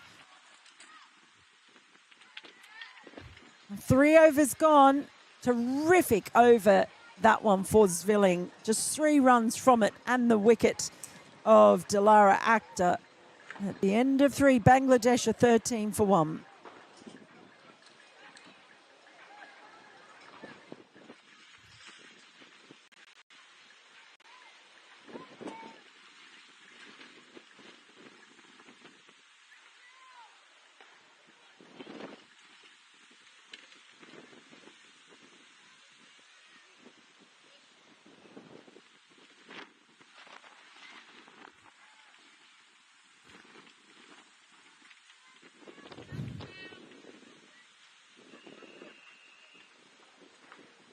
So a change in bowling. It's now Silver Seahus sister of Heather, who is coming into the attack with her leg spin from the pavilion end. Oh, and there's a big ask first up given. Oh, Bangladesh lose another wicket. It's falling apart early, this chase for them, and Netherlands are all over them. They're all over each other in celebration. This is outstanding stuff. It is Sharman Akhtar who departs, just getting a tiny feather. Fantastic work by Babette Deleda behind the stumps as well. And this match has been turned on its head, probably against all expectations. At the moment, Netherlands are well on top. It's 13 for 2 in the fourth over.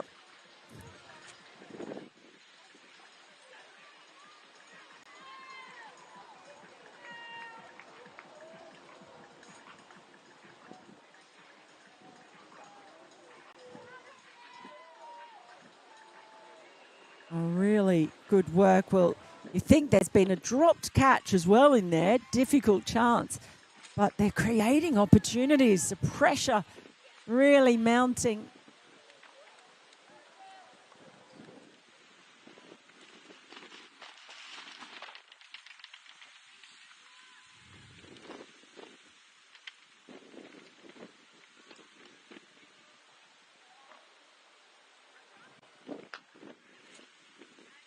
So the captain, Jyoti, is off the mark straight away. So experienced. She was undefeated in the match against Scotland and top scored as well. Undefeated, 46 off 39 deliveries.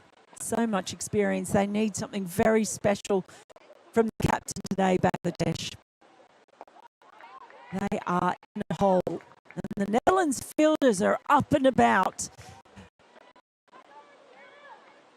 buoyed by taking 2 wickets in the power play. What would they give for one more?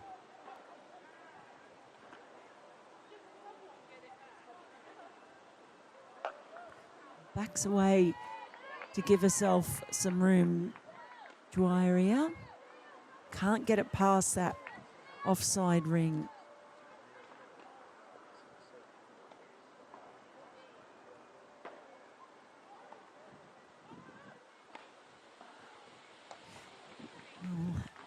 Has swept away nicely. It's going to run down the hill and all the way. So a much needed boundary just to relieve a little bit of pressure. But only a little, because they are under the pump at the moment, Bangladesh.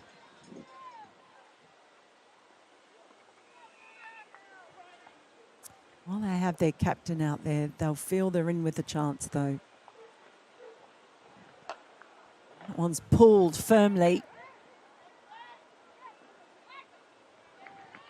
Callis is out there.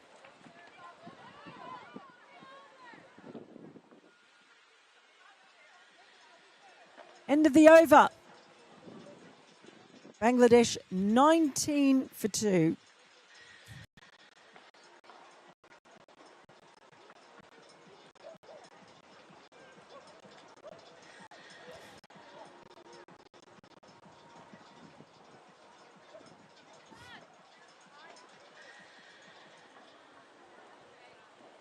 Well, Ravi Singh thinks that the Netherlands will win this.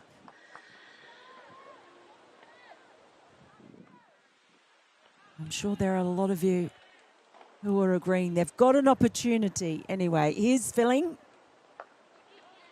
And that is nicely placed. That's going to be 4 runs. A big vacant quadrant of the ground down there.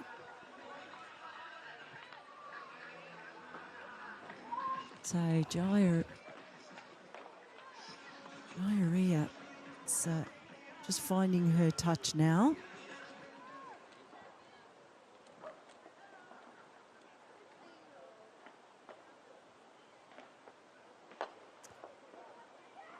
Just be the single.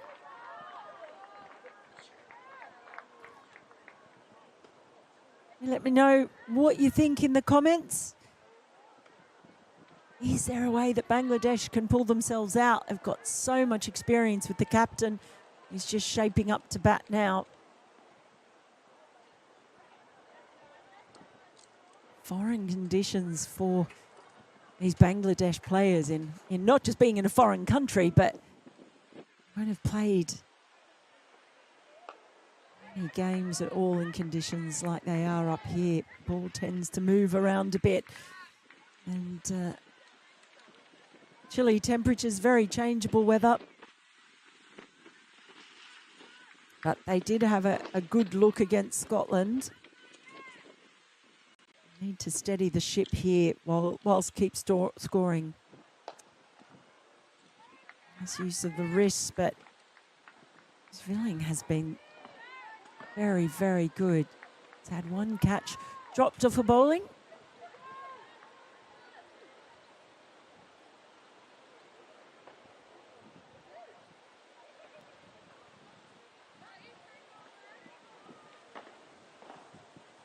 It's a little change in the field. They're bringing deep third up onto the ring.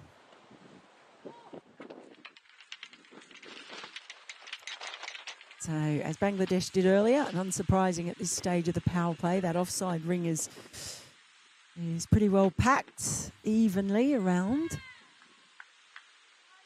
This little semicircle, so making it harder for them to get the ball through. The leg side is open, but there's the risk of playing across the line. Oh, that's in the air, should be taken, and it's dropped. So that's the second drop and the third time that Svilling has created a chance. Didn't get the elevation. And it's Frederik Overdijk who just couldn't hold on to it. So a little life there for the skipper. And will they end up ruining that? Actually, it was Juairia who was put down. And she's thumping her helmet, really annoyed at herself. Too many fielders on that ring. That's the end of that over, 26 for 2. They're swapping Sears. It's now Heather back on.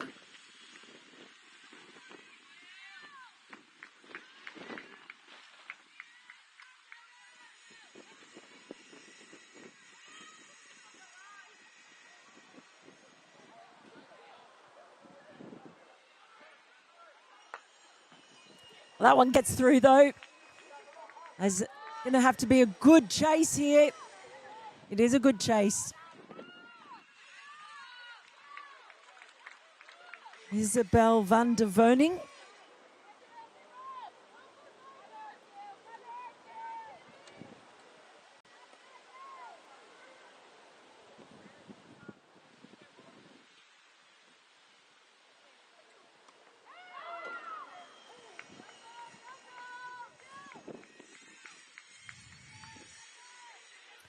And will they end up ruining missed opportunities? 2 catches put down by Netherlands. Oh, it's a leading edge that falls safely.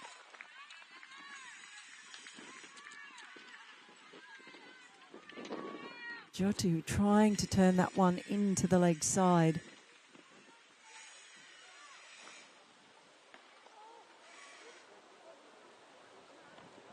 Goes over. That's a glorious shot. Beautifully driven over the covers. And Van der Woning can't do anything about that one. Lovely use of the feet, just carved over the ring fielders.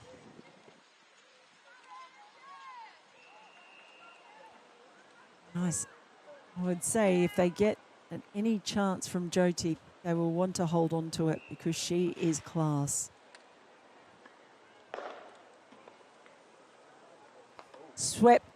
swept really nicely. It's going to be another 4 back-to-back boundaries for the Bangladesh skipper. Goes either side of the wicket, and that is a good over now for Bangladesh to finish off the power play. 36 for 2. Oh.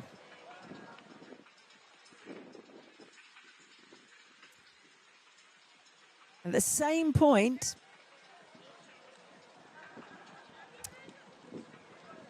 Netherlands, at the end of 6 overs, the end of the power play, were 43 for none.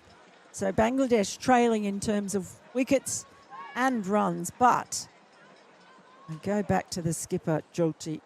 While she is there, they'll feel like they're in with a chance of chasing this total down.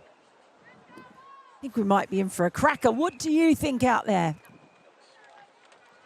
Is this one going to go down to the wire? A change in the bowling. Caroline de Longa coming into the attack with her leg spin. They've got a few leg spinners, this Netherlands side. And here's one for you in the comments. Tell me who you think of when you see De Longa's action. Does it remind you of anyone? I'm sure you know who I'm talking about. Well, swept. It's full safely. There's 2 fielders out in the deep. They'll come back for a comfortable 2.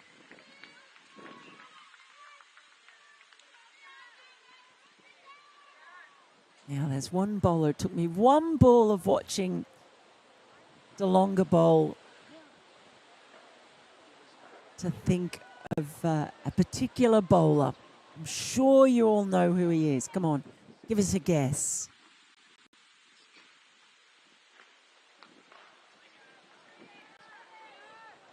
Just be the single. Look, first one in, first one in. Yes, now the answers are coming in. I see you, Advait and TD Harmer. Paul Adams from South Africa, the frog in a blender. That is the one. Tell me what you think of that when you see this action. Tosses that one up. Just comes off the inside edge of the bat.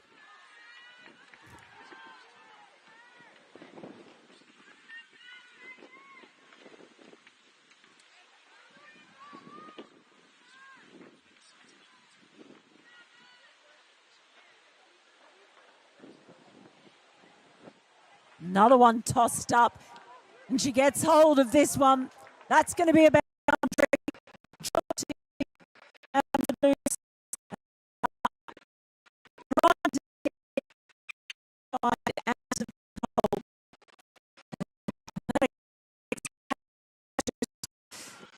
Just down on one knee, belting that one, and getting the reward. They need it. They need it. Oh, nice little deft touch, but it's going to be a dot ball. And the runs are coming now. At the end of the 7th, it is 44 for 2.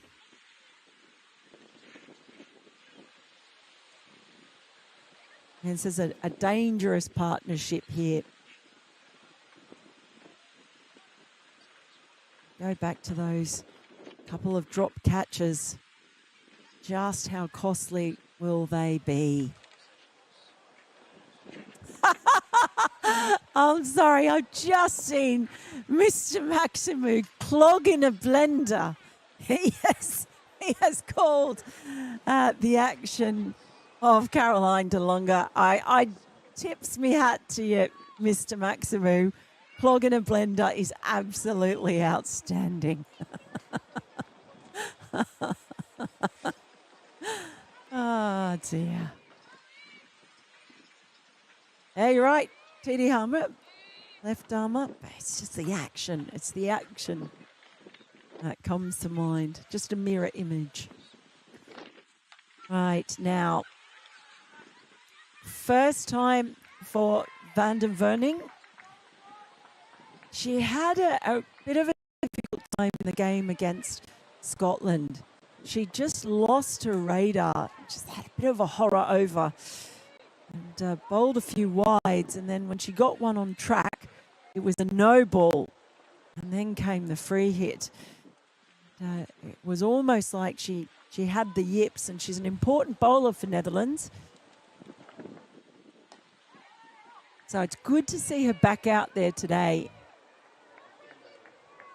Just getting back on the horse, so to speak.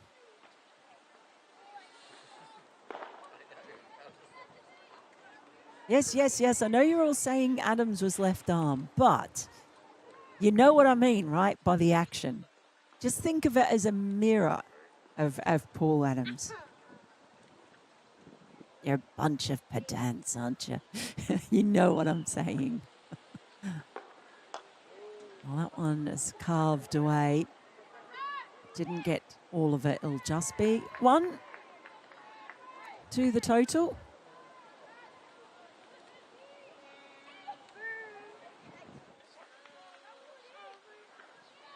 I can see Hugh saying, let's hope Isabel has a better start than Thursday. Well, she has had a better start.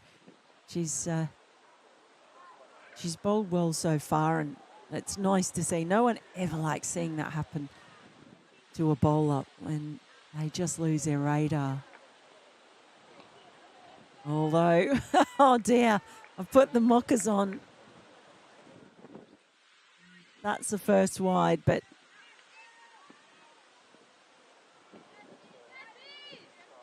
hopefully she just recovers quickly here today.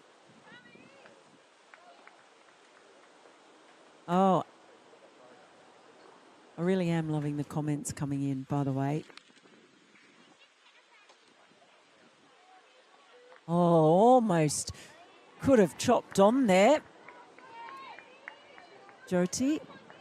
It's a uncommon false shot. Adian Tessarand, I hope I said your name right, said, with the Manhattans looking so similar at this point in the match, I'd say it's likely we're looking at a very, very close chase. A super over isn't impossible. It's never impossible. Oh, boy. That would be something.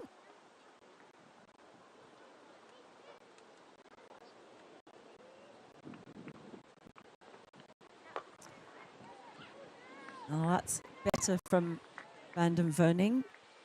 She has managed to pull it back. That's nice to see.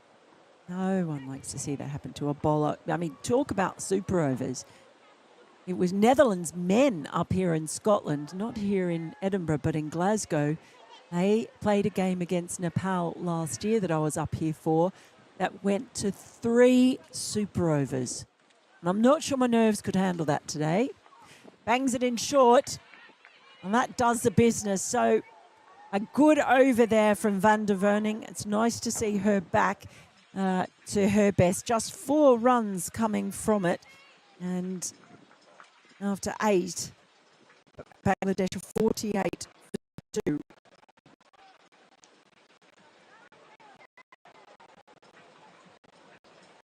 Just looking at that comparison at the same stage, Netherlands was 61 for 1. So really do have to keep pushing hard, the Bangladesh batters. But Netherlands really have to ensure that if more opportunities come their way, they don't make a meal of them.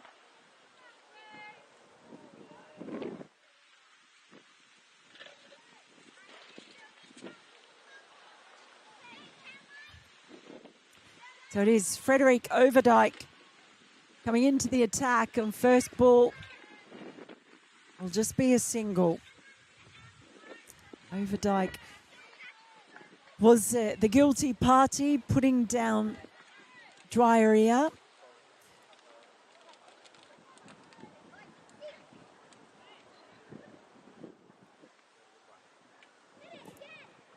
Well, gets underneath that one. It's going to be hard to reel in. Oh, that is lovely work out there in the outfield by Van der Verning. Her teammates appreciated it. Ball was hit right in between them. She did really well time the slide, safe pair of hands. Saved a couple of runs. Could be important.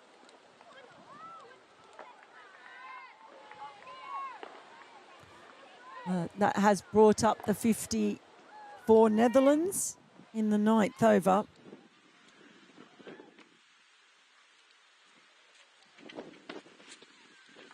That's in the air. Should be taking this one, and it is.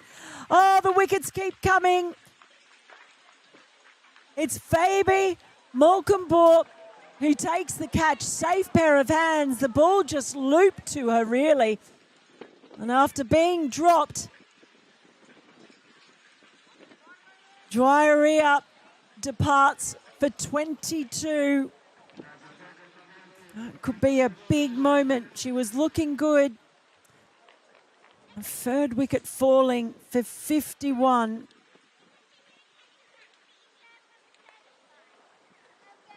That time, a safe pair of hands on the ring. 2 catches dropped so far, but that one has taken quite comfortably in the end.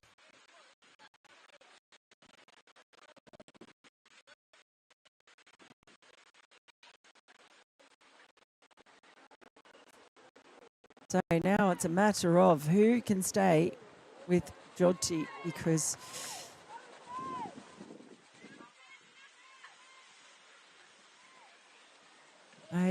the hole has just got bigger. I think that is Sabana Mostri, who's now come out to the middle to join her captain.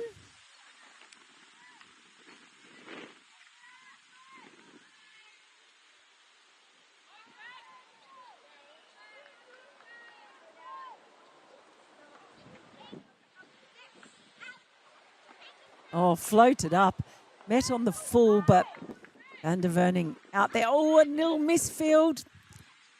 I was about to say she's been absolutely jet on that boundary rope. Having a good one with the Mockers today. Terrific over. Got the breakthrough. Did over Dyke.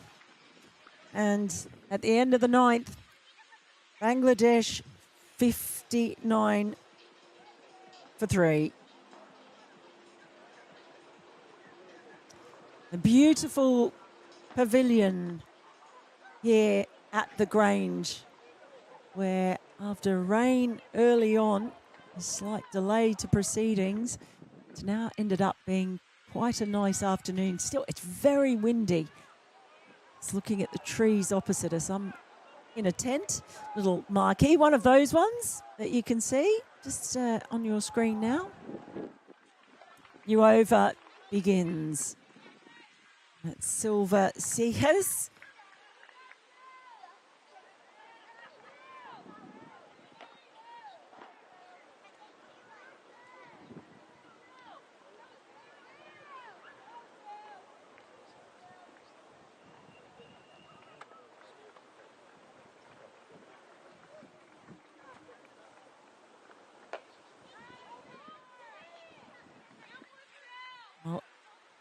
Jyoti was in the situation in the game against Scotland where she was batting beautifully, but kept running out of partners. She's got the class and she's got the strike power. She just needs everyone else to bat around her. Now muscled by Mostri.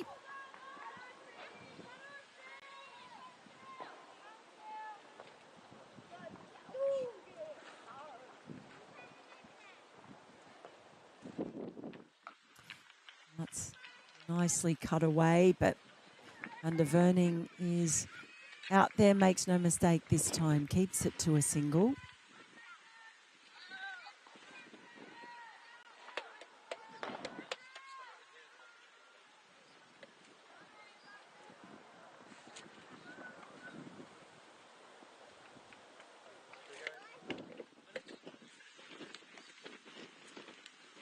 Tries to play it late, but it's 2 fielders just guarding that area behind point. They've done their homework, knowing how strong Jyoti can be there. She's got a lot of scoring options, though, the Bangladesh captain.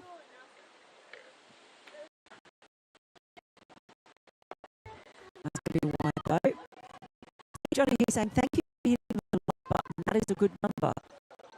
See, this is my first time on, so I don't know about that. Should I ask you all to hit the like button? It's on 762 right now.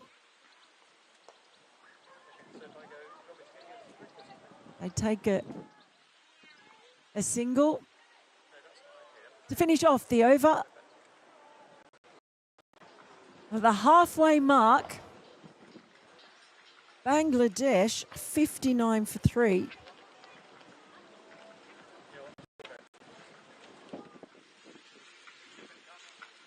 And that is an outstanding result. At the same time, Netherlands was 71 for 1. So Netherlands very much ahead of the game at the moment, while the players have a drink. And so while they are there you go. That is a good number, says Johnny. 767. Well, thank you very much. We all appreciate that. We've got a wonderful team here with us in Bangladesh. The crew doing a great job and very much enjoying being here for you. So thank you. You're making me feel very welcome and very popular with 768 likes now. Lovely to have you all with us. So just taking you through the wickets to have fallen so far. Dilara Akhtar, she was gone early, and Sharman Akhtar soon, well, Dilara Akhtar caught by Sekhers.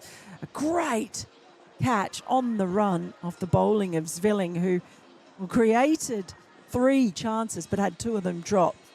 Sharman Akhtar was the next to go. She came in, scored 2. Caught by Deleda behind the stumps, just a little feather off Silver Sekhers. And then Jyaria was caught by Malcolm on the ring of the bowling of Overdyke.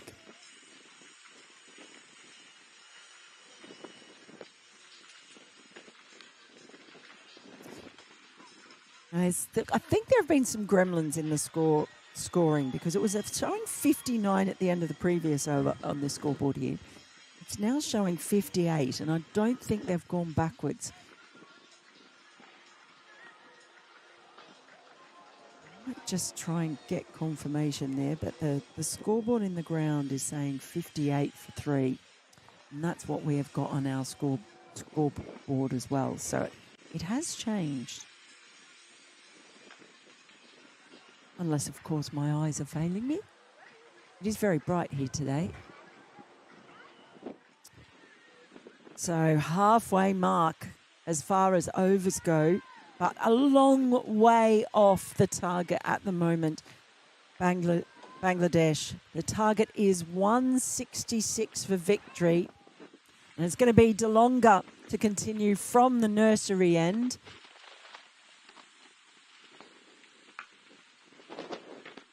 It's just slapped away by Jyoti. It'll be 2 runs to the total.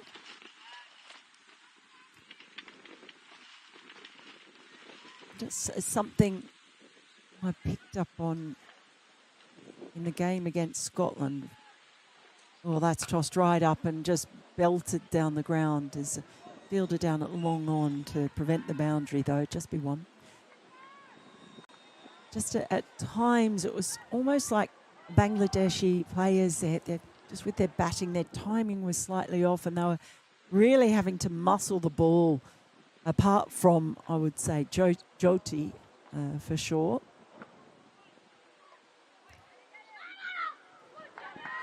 And it has to be remembered, I know a few people maybe being a bit harsh on the comments, but they did only arrive in the country quite recently. It's the first time here for these players.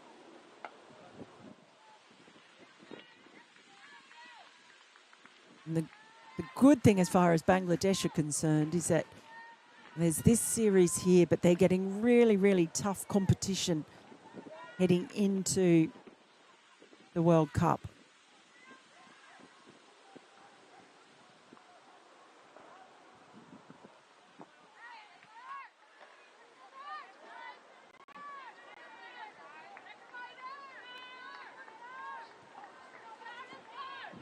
At the moment, they're just coming in ones and twos.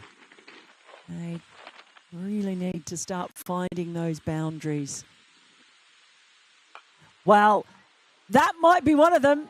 In fact, it will be right on cue from Sabana Mosteri.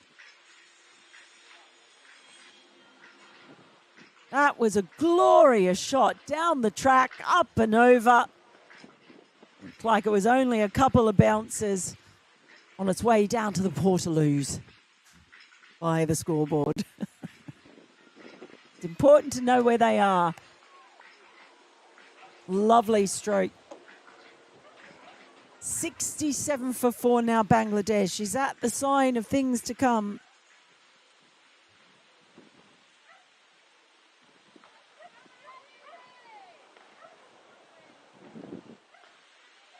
They need a lot more of that.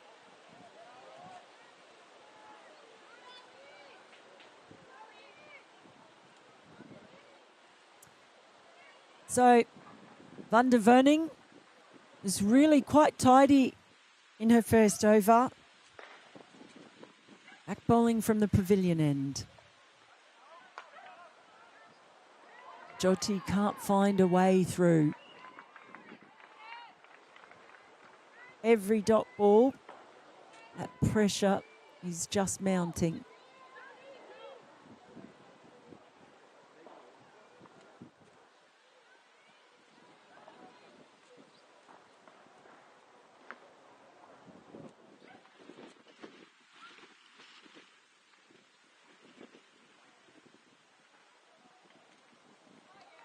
Oh, that's going to be called.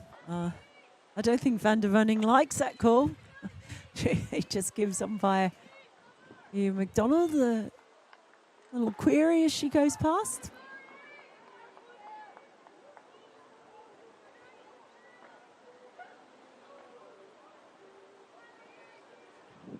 I don't think she liked it at all. Pretty tight call.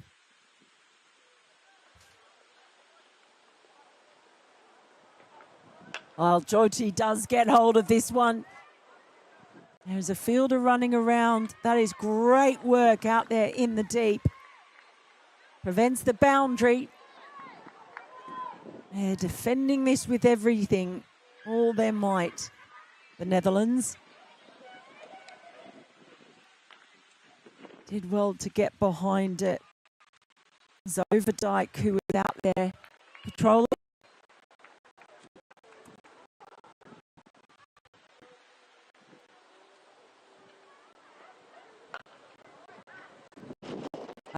Really good running between the wickets, though. Managed to get through for the single. I've been talking to my mate Hypercost again, who knows more about women's cricket than just about anyone when it comes to stats and records. And he tells me Netherlands have never, ever beaten Bangladesh in the women's game. So keep that in your pocket. Remember that. This would be huge if they get there. Bangs that one in short. Did she get something on it? She did. Oh, now Van der Verning is the one who makes the next breakthrough. And it's Mosteri who departs. That is another huge breakthrough. The Netherlands are on fire today. Just the smallest feather ball, just cutting back in the short ball. More great work behind the stumps from Babette de Leyder. And it's the 4th wicket to fall for 71. And the hole that Bangladesh are in just keeps getting deeper. Mostery just surprised perhaps by the bit of extra bounce. And for Van der Verning, who had a real horror over in the match against Scotland and looked to have lost all her confidence, well, she's brimming with it now.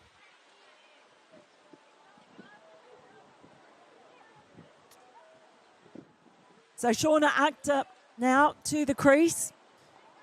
She made a really exciting 22 of 15 in the game against Scotland. Had a nice little partnership with Jyoti. And you suspect that this is really key now. It needs to be these two for Bangladesh if they're to have any chance.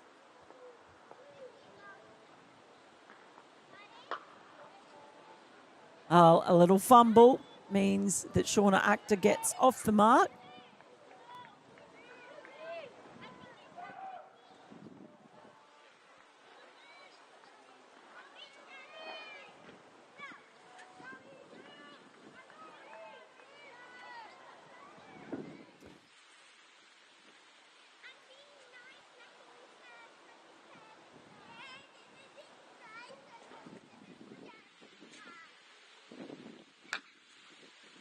Oh, it's full, and there's a shy at the stumps. They get through. But this is the pressure that they are under. Rabina Riker it was with the throw. It's telling. It really is. And at the end of 12, it is 73 for 4. Chasing 166. It's going to take an almighty effort. It would be a record chase. But just remember, this would be historic if the Netherlands can do this. They have never beaten Bangladesh before. Be an enormous moment for them.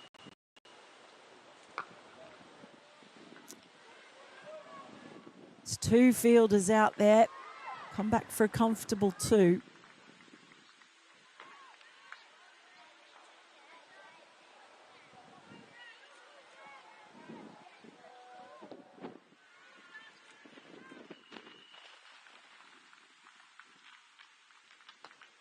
Nice use of the feet from the skipper. They should be able to get back for 2 very comfortably. She just hit it with soft enough hands to make sure that the second run was on.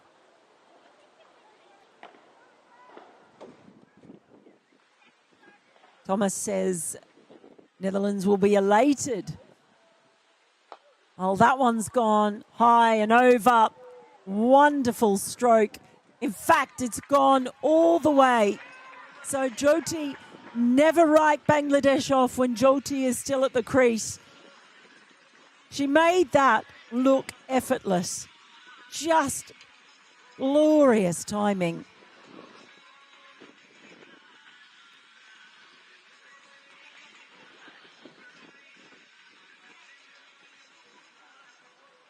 She's raced along to 38, just 29. And Shauna Akhter can also clear the rope.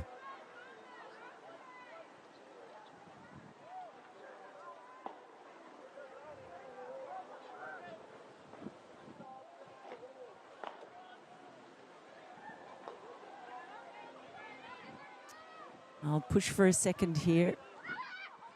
And they'll get it with ease. Okay, just a little counter punch by Bangladesh here, but the problem is it's the 13th over and they just have to keep going.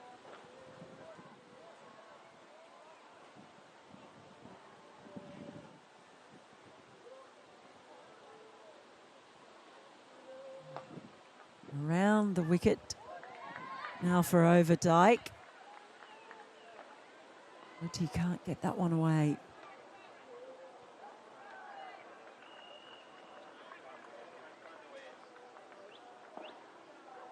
And that's going to be, it's going to be a wide.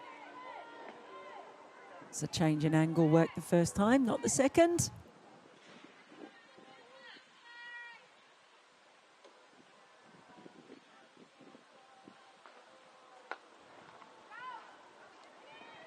Just a single again.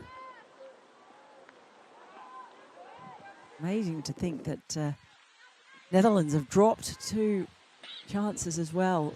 Where would they be if they'd taken those? End of the over. 87 for 4. Now they are past halfway. Bangladesh. And they could still chase this down if they're able to keep this pair out there. Both of them can clear the rope.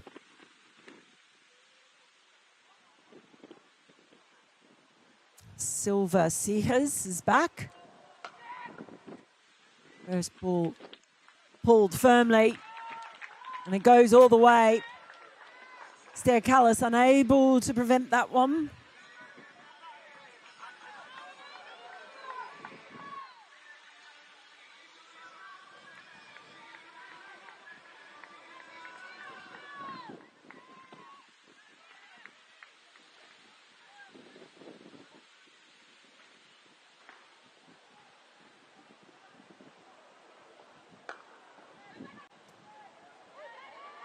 Just looking where these teams were at the end of the last over. Bangladesh were 87 for 4. At the same point, Netherlands were 90. They're not actually that far behind as far as the runs go.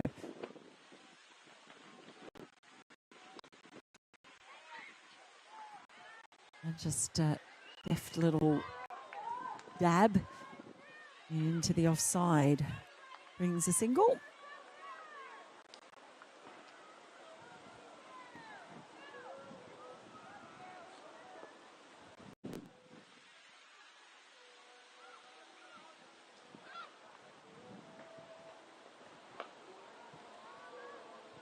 It's just another little gap there, but Van der Verning is there to clear up. They need just a couple of big overs. Bangladesh, they can take a chunk out of this target in a couple of overs. And this pair does have the prowess to get them home. It's not going to be easy though. That one's dragged down a little bit, but not too much damage done.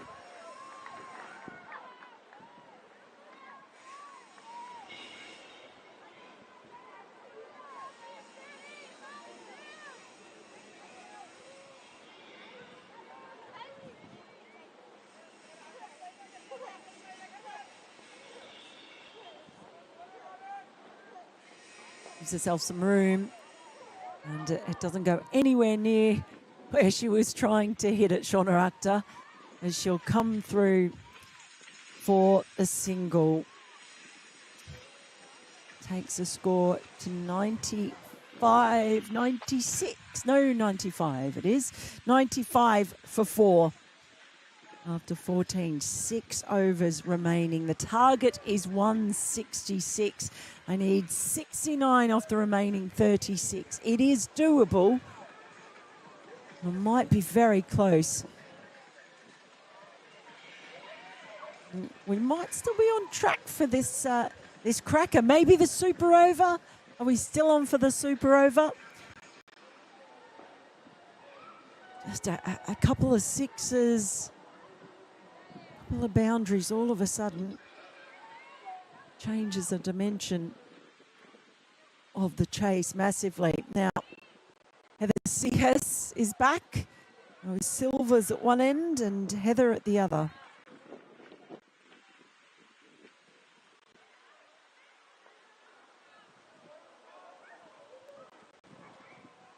Oh, that one has gone a long way, but protection out there. You can see the intention though. down the track. Shauna Akhtar wants to get on with this. Only got a single though.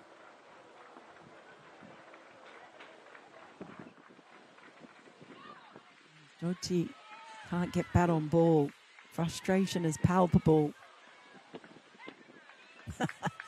Thomas says, if Mel gets the super over, I want to see Vinny and Phil G's faces.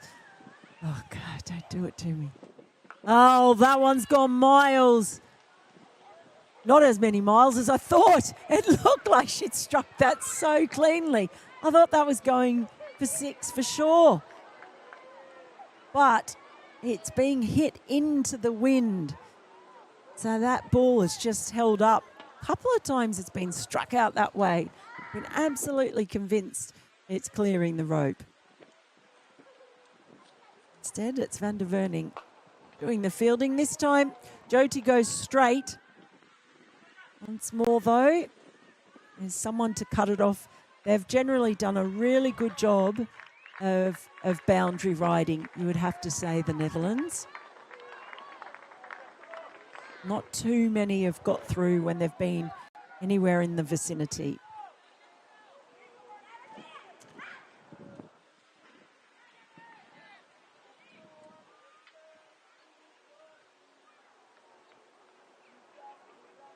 A nice little reverse. That's really smart cricket, smart batting. And it was a good chase, but Overdyke unable to get there in time. So instead of hitting into the wind, just actually finessing the ball around is what does the trick.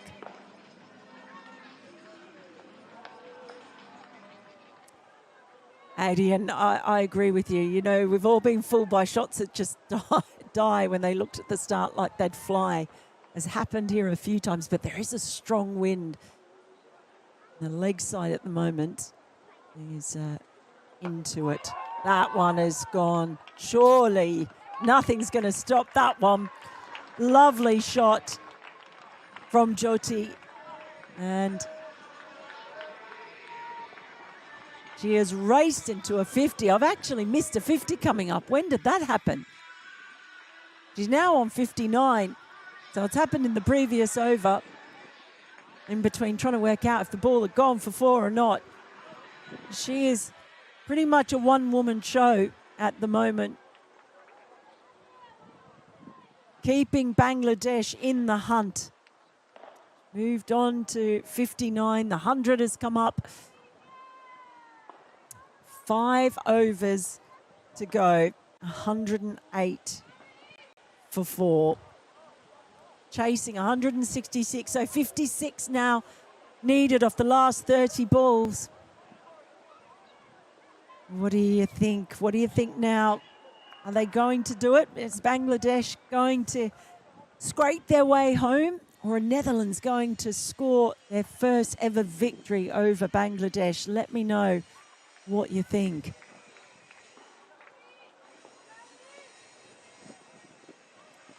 So Van der Verning, she's been terrific so far. She's back for a third. And that is absolutely hammered. Wow, Shauna Akhtar gets going now. She put everything behind that one. Slammed it. And not much anyone could do about that. Ball rocketed to the boundary.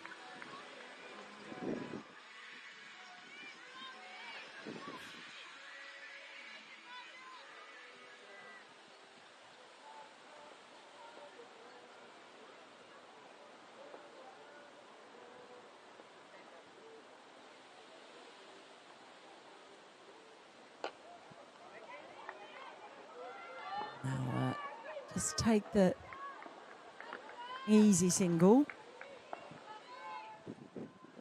That 4 boundaries in a row has really changed things. 3 boundaries, I should say. 3 fours in a row is what I meant to say. That's just changed the complexion of this chase. Certainly while ever Jyoti is there, you feel they have a chance, and she will feel they have a chance. She has to drag them there herself. Oh, Doesn't manage to get back on ball though. That's a little victory back and a good response from Van der Wöning.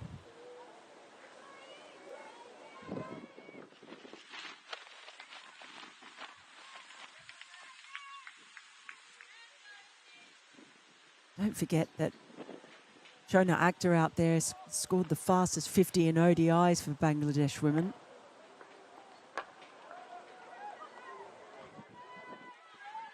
So she can score very, very quickly. They've run two.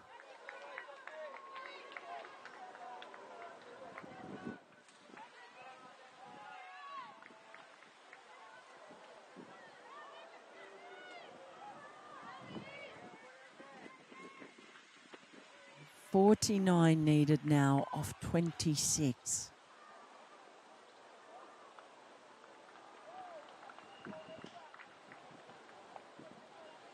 Thomas isn't sure anymore about this result. Protection out the deep. They're going to settle for one. He thinks Netherlands need a wicket preferably soon. And I think you're right. A few of you now thinking that Bangladesh are going to win. What a game we've had today. It's had pretty much everything. Really entertaining match.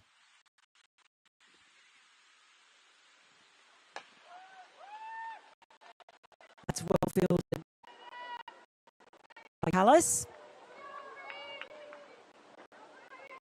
End of the 16th over now. 117 for 4. And you know what? At the same point in Bangladesh's innings, they were 117 for 3. So this game has tightened up massively.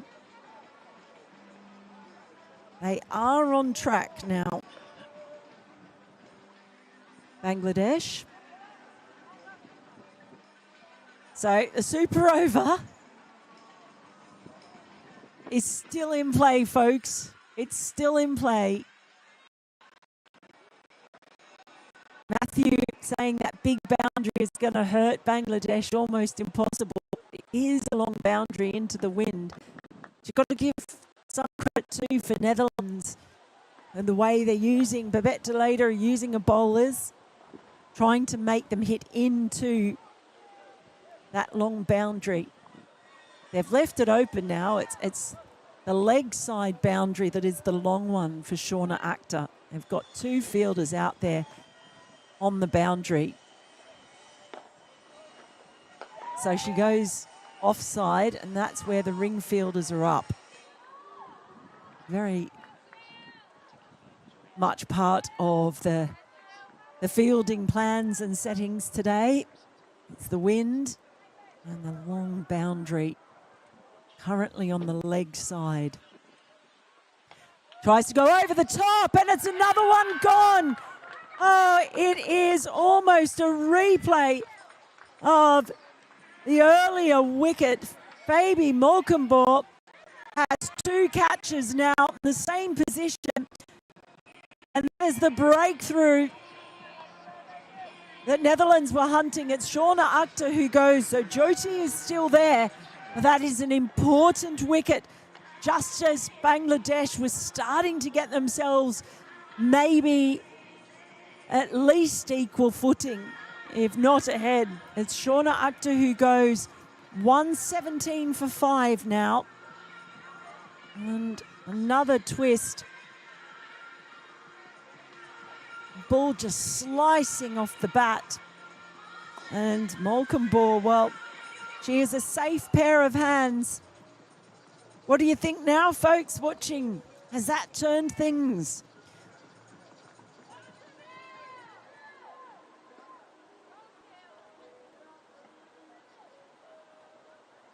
So it's Rita Moni now to the crease.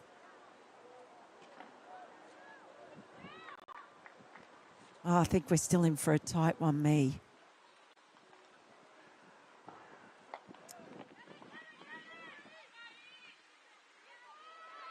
It's going to be 2.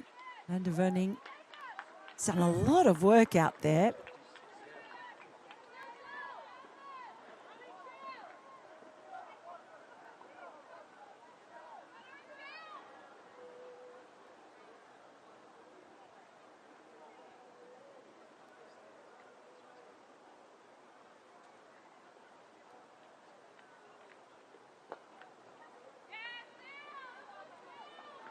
Now Silva Sears does her own fielding. Important breakthrough at that moment in time.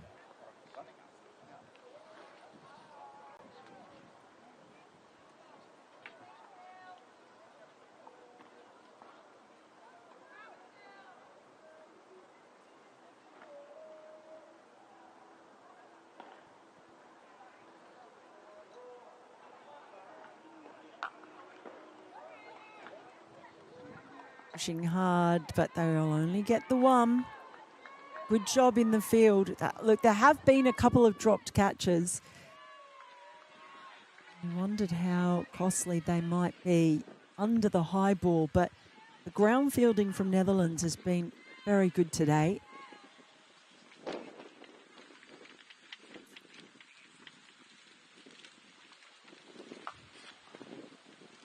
It's again straight to the fielder. That long boundary. The wicket just slowing things down. Jyoti has been incredible, but there's only so much he can do. It's still game on though.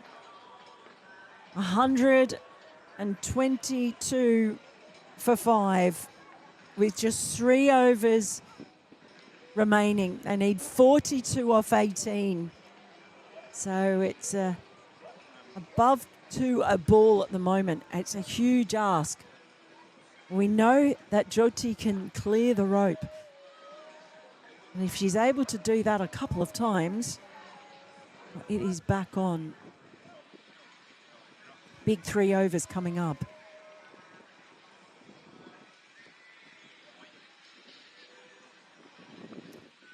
Rico says, Jyoti holds the key for Bangladesh. I think you are correct.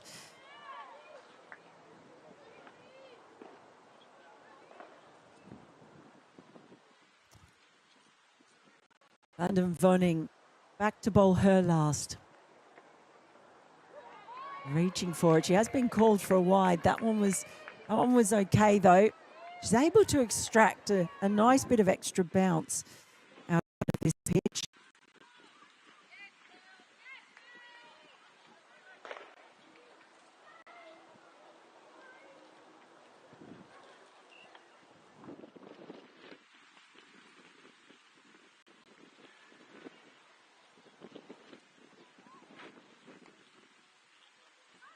More runs here, but I don't know if it's going to be.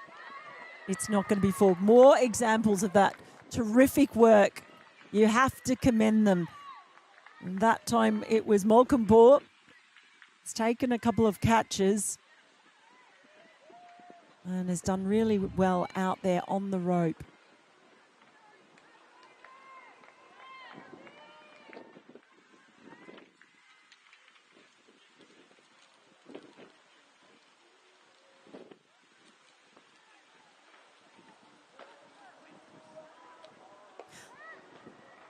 Well, it's thudded off the outside of the bat. It'll just be the single. Pressure mounts again without the boundaries. They need a couple.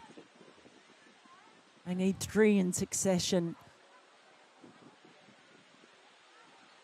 just to get themselves. They're being squeezed.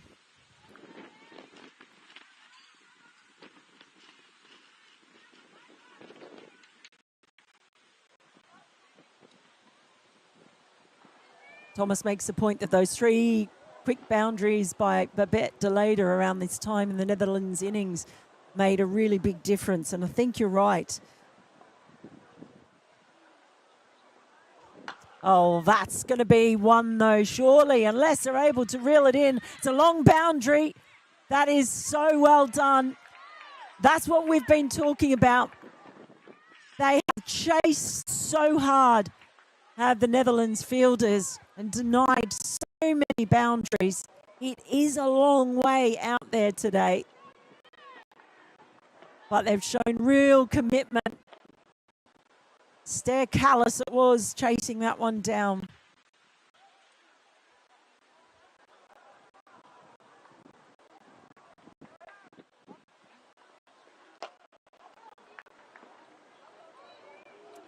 Just a single again. This is a much improved performance by Netherlands against Bangladesh than their first hit out against Scotland. And it's going to please the coaching staff no end.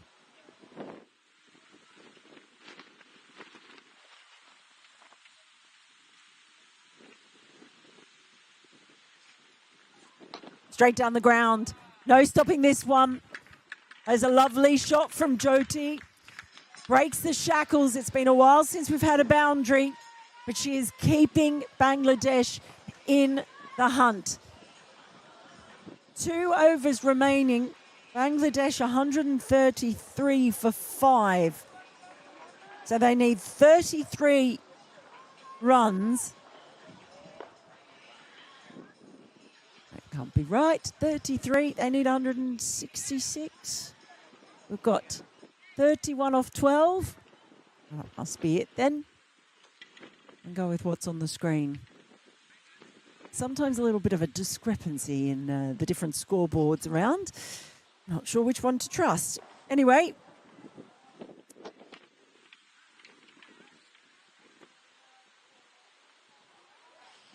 We are down to the penultimate over of the match. With Bangladesh 133 for 5.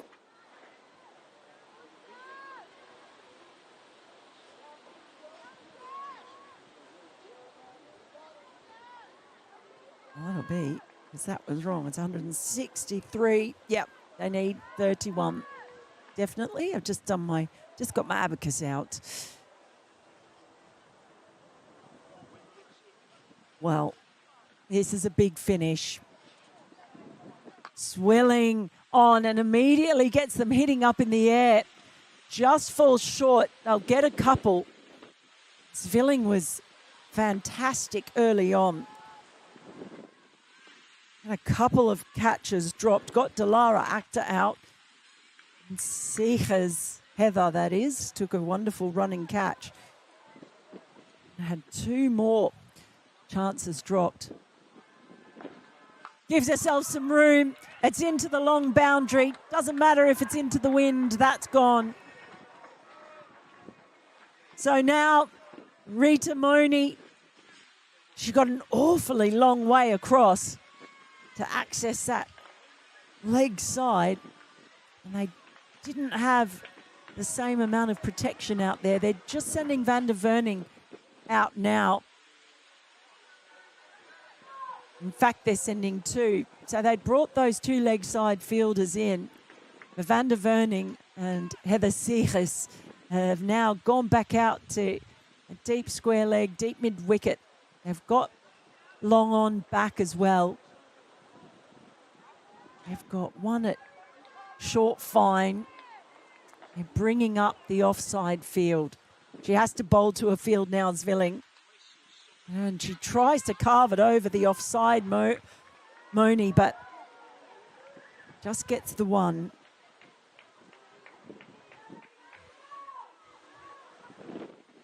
There's just a one fielder out on the offside, and that is long off. So if Jyoti can clear the ring on the offside, she's likely got 4 runs.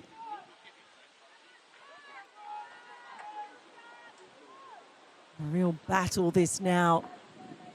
24 needed off just 9 deliveries.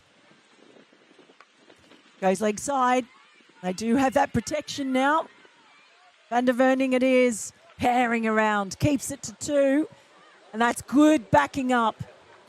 by the Netherlands. Overdijk was there ready when De Leyder couldn't quite take in the ball.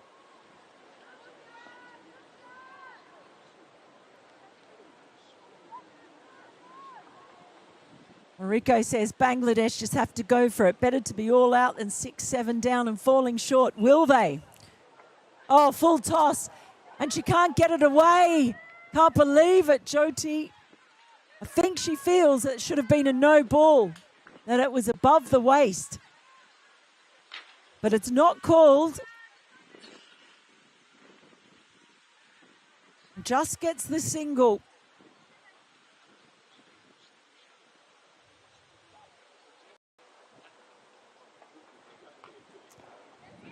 It's clipped away. Heather Seahurst is out there charging in. They run hard for the second. But twos aren't going to be enough at the moment. They need to find that boundary. Good defensive over by Zvilling in the end. And with just one over remaining, Bangladesh are 145 for 5. They need 19 off the last over. That is a huge ask. But support from Modi, you can hit as well. Anything could happen. We could still be heading to a super over. Who knows? What do you think out there? What do you think? I don't know at the moment. I'm going one way and the other. It's Heather Seahurst who is going to bowl her offies for the final over. And she's had a magnificent day with the bat. She's taken a wicket already. And now the responsibility on her. Jyoti tries to put it away. It's a wide and they run through for 1. So it shaves a couple off the total. And she has to bowl another one again. So now it's 17 off 6. What a finish. What a match we have had here today. And where does it go? To Bangladesh, led by their wonderful captain Jyoti. Pull this out of the bag. Does history beckon for Netherlands? Oh, that's a dead ball. Moni has just pulled out of that shot. So, dead ball called.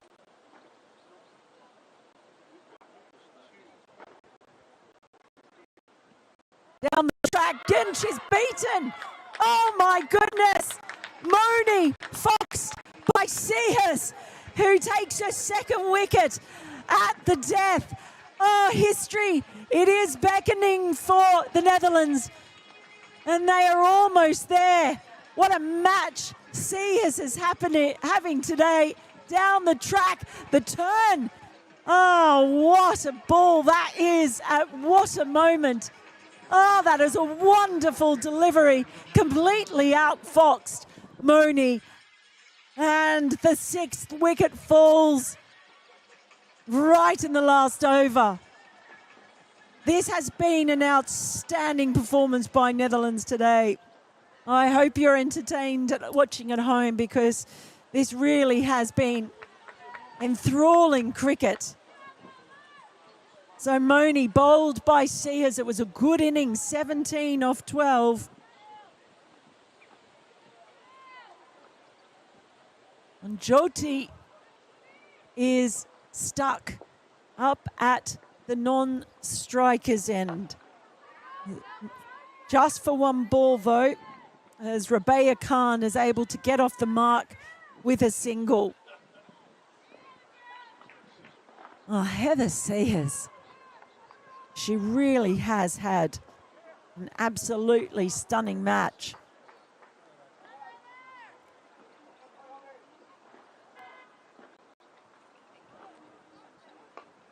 Well, swings away, does Jyoti, and unsurprisingly finds the boundary. She has not given up. She has a mountain to climb though.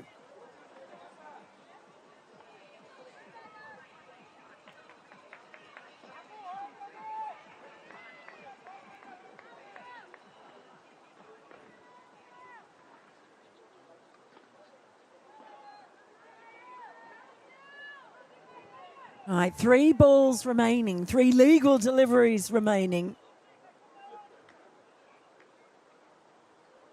Wow. Oh, boy. Oh, this game has had just about everything. A run out of the non-striker would just complete it, wouldn't it? Rabea Khan just out of her crease.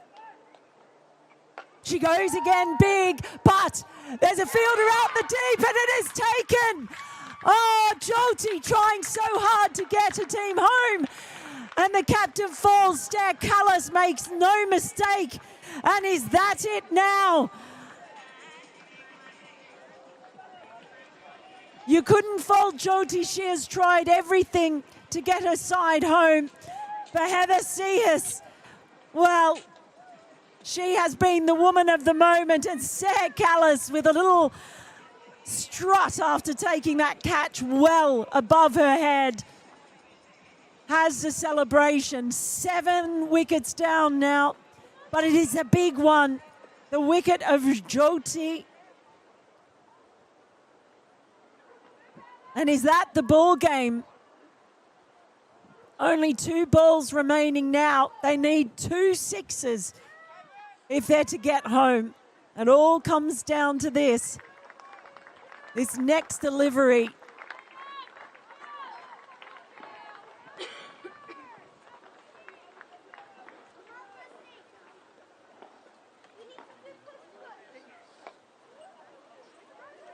Well, first ball, it's going to be 2, I think, as they run back.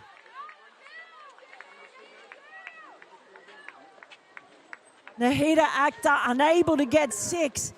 So if this is a legal delivery, history will have been made. What a moment that would be. This is it. She goes big, and it's out again. Stair Callis on the boundary. Netherlands have won it. They have won it for the first time in their history. They have beaten Bangladesh in any format. What a moment this is for the Dutch.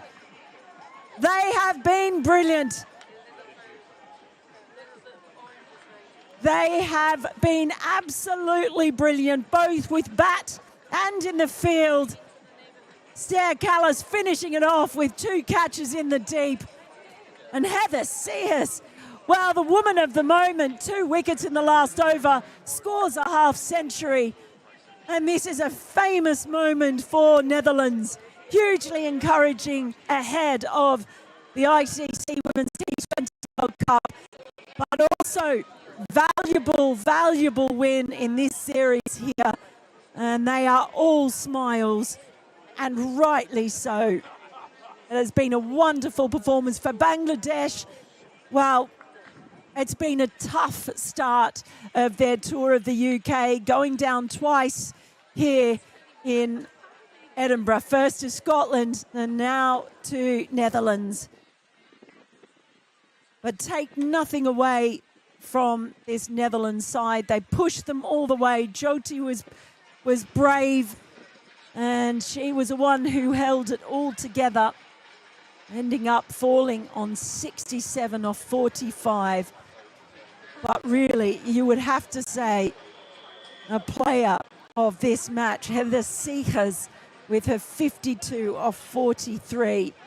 And then with the ball, took a catch as well, don't forget. Brilliant catch on the run. And then taking 3 wickets as well. It is a great day for the Dutch. An historic day, beating Bangladesh for the first time. Bangladesh 8 down for 154 at the end of their 20 overs. Netherlands, well, they got to 163 in their 20 overs. But it has been an absolutely brilliant performance here. I hope you have enjoyed the coverage. My first time on European Cricket Network. It's been great to bring you this game.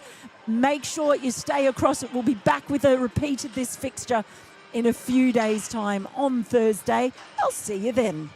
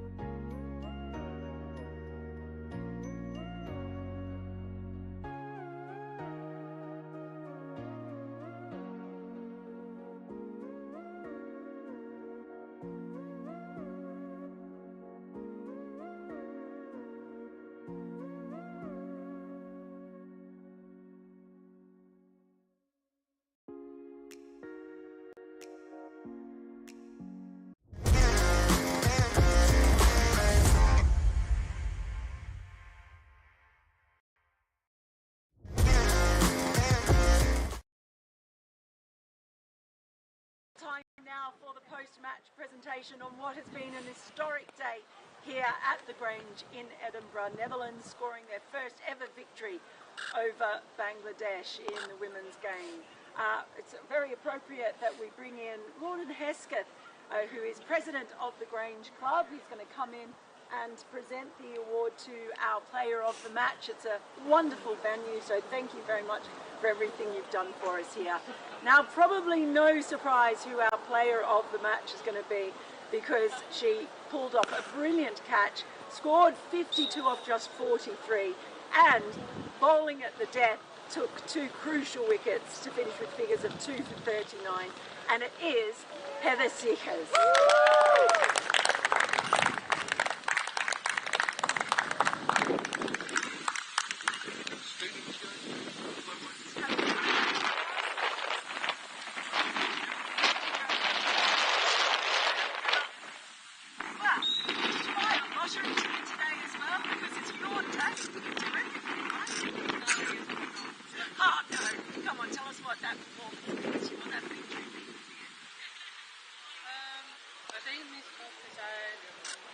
Struggled quite a bit in the middle today, and I worked really hard with my coach to get my batting in the right mindset even when I'm struggling, so I'm really happy with that.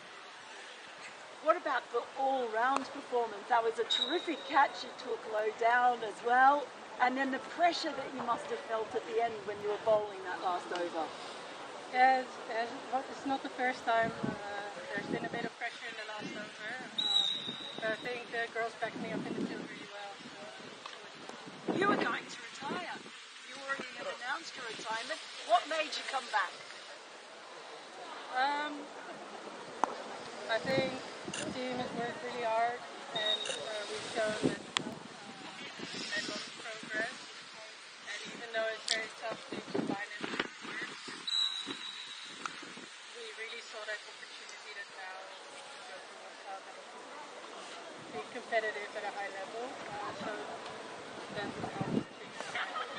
Well, I bet you your team and your country are very glad you changed their mind. You changed your mind, because that was a brilliant performance today. Well done, congratulations. Thank you very much. Terrific performance from Heather Seekers. Time now to bring up Jyoti, the Bangladesh. Commiserations, Jyoti.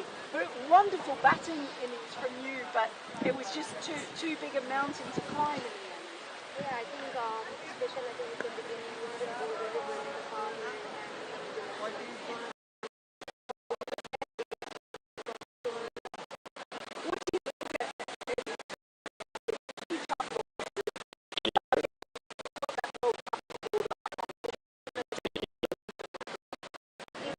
foundation I think obviously we have to officer of alongside I think we wanted to win as best because it gave us a good confidence towards the World Cup, and I think there are a lot of positives that we really wanted to take from here. Definitely from individual performance. The bowlers bowl really well there in the middle, and I think especially the batters also they have shown their character. Brilliant. We've still got a couple of opportunities up here as well. Thank you very much, Jyoti. Thank you. Okay, time now to get a big smiling Babette, the leader up here. Look at that smile. You're delighted. How does it feel to make history? Not unbelievable. I think it means so much to us. When we played Bangladesh in Nepal earlier this year, we lost twice. We lost them as well. And we said, okay, we are going to train really hard. We want to get the best level that we have to get back to the World Cup. I think today showed that we're going to work really hard to get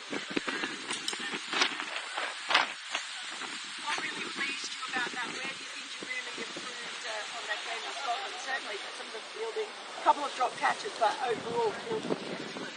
Yeah, definitely. I think all aspects. I think the best thing as well, we showed a lot more intent today. 160 was the bowlers were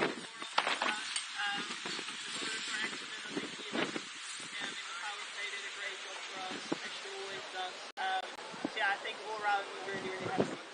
And being a full member nation ahead of the T20 World Cup, what does that do for the confidence levels?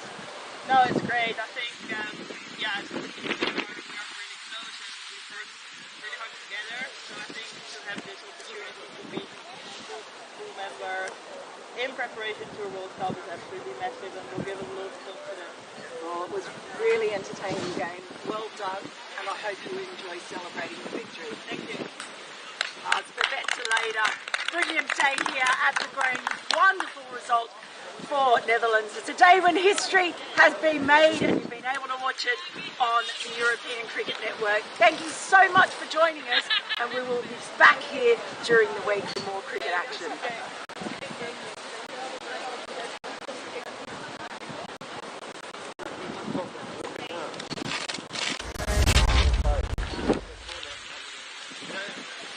Very good. That was all right. Yeah, it was very good. Oh, yes. The girls were very quiet.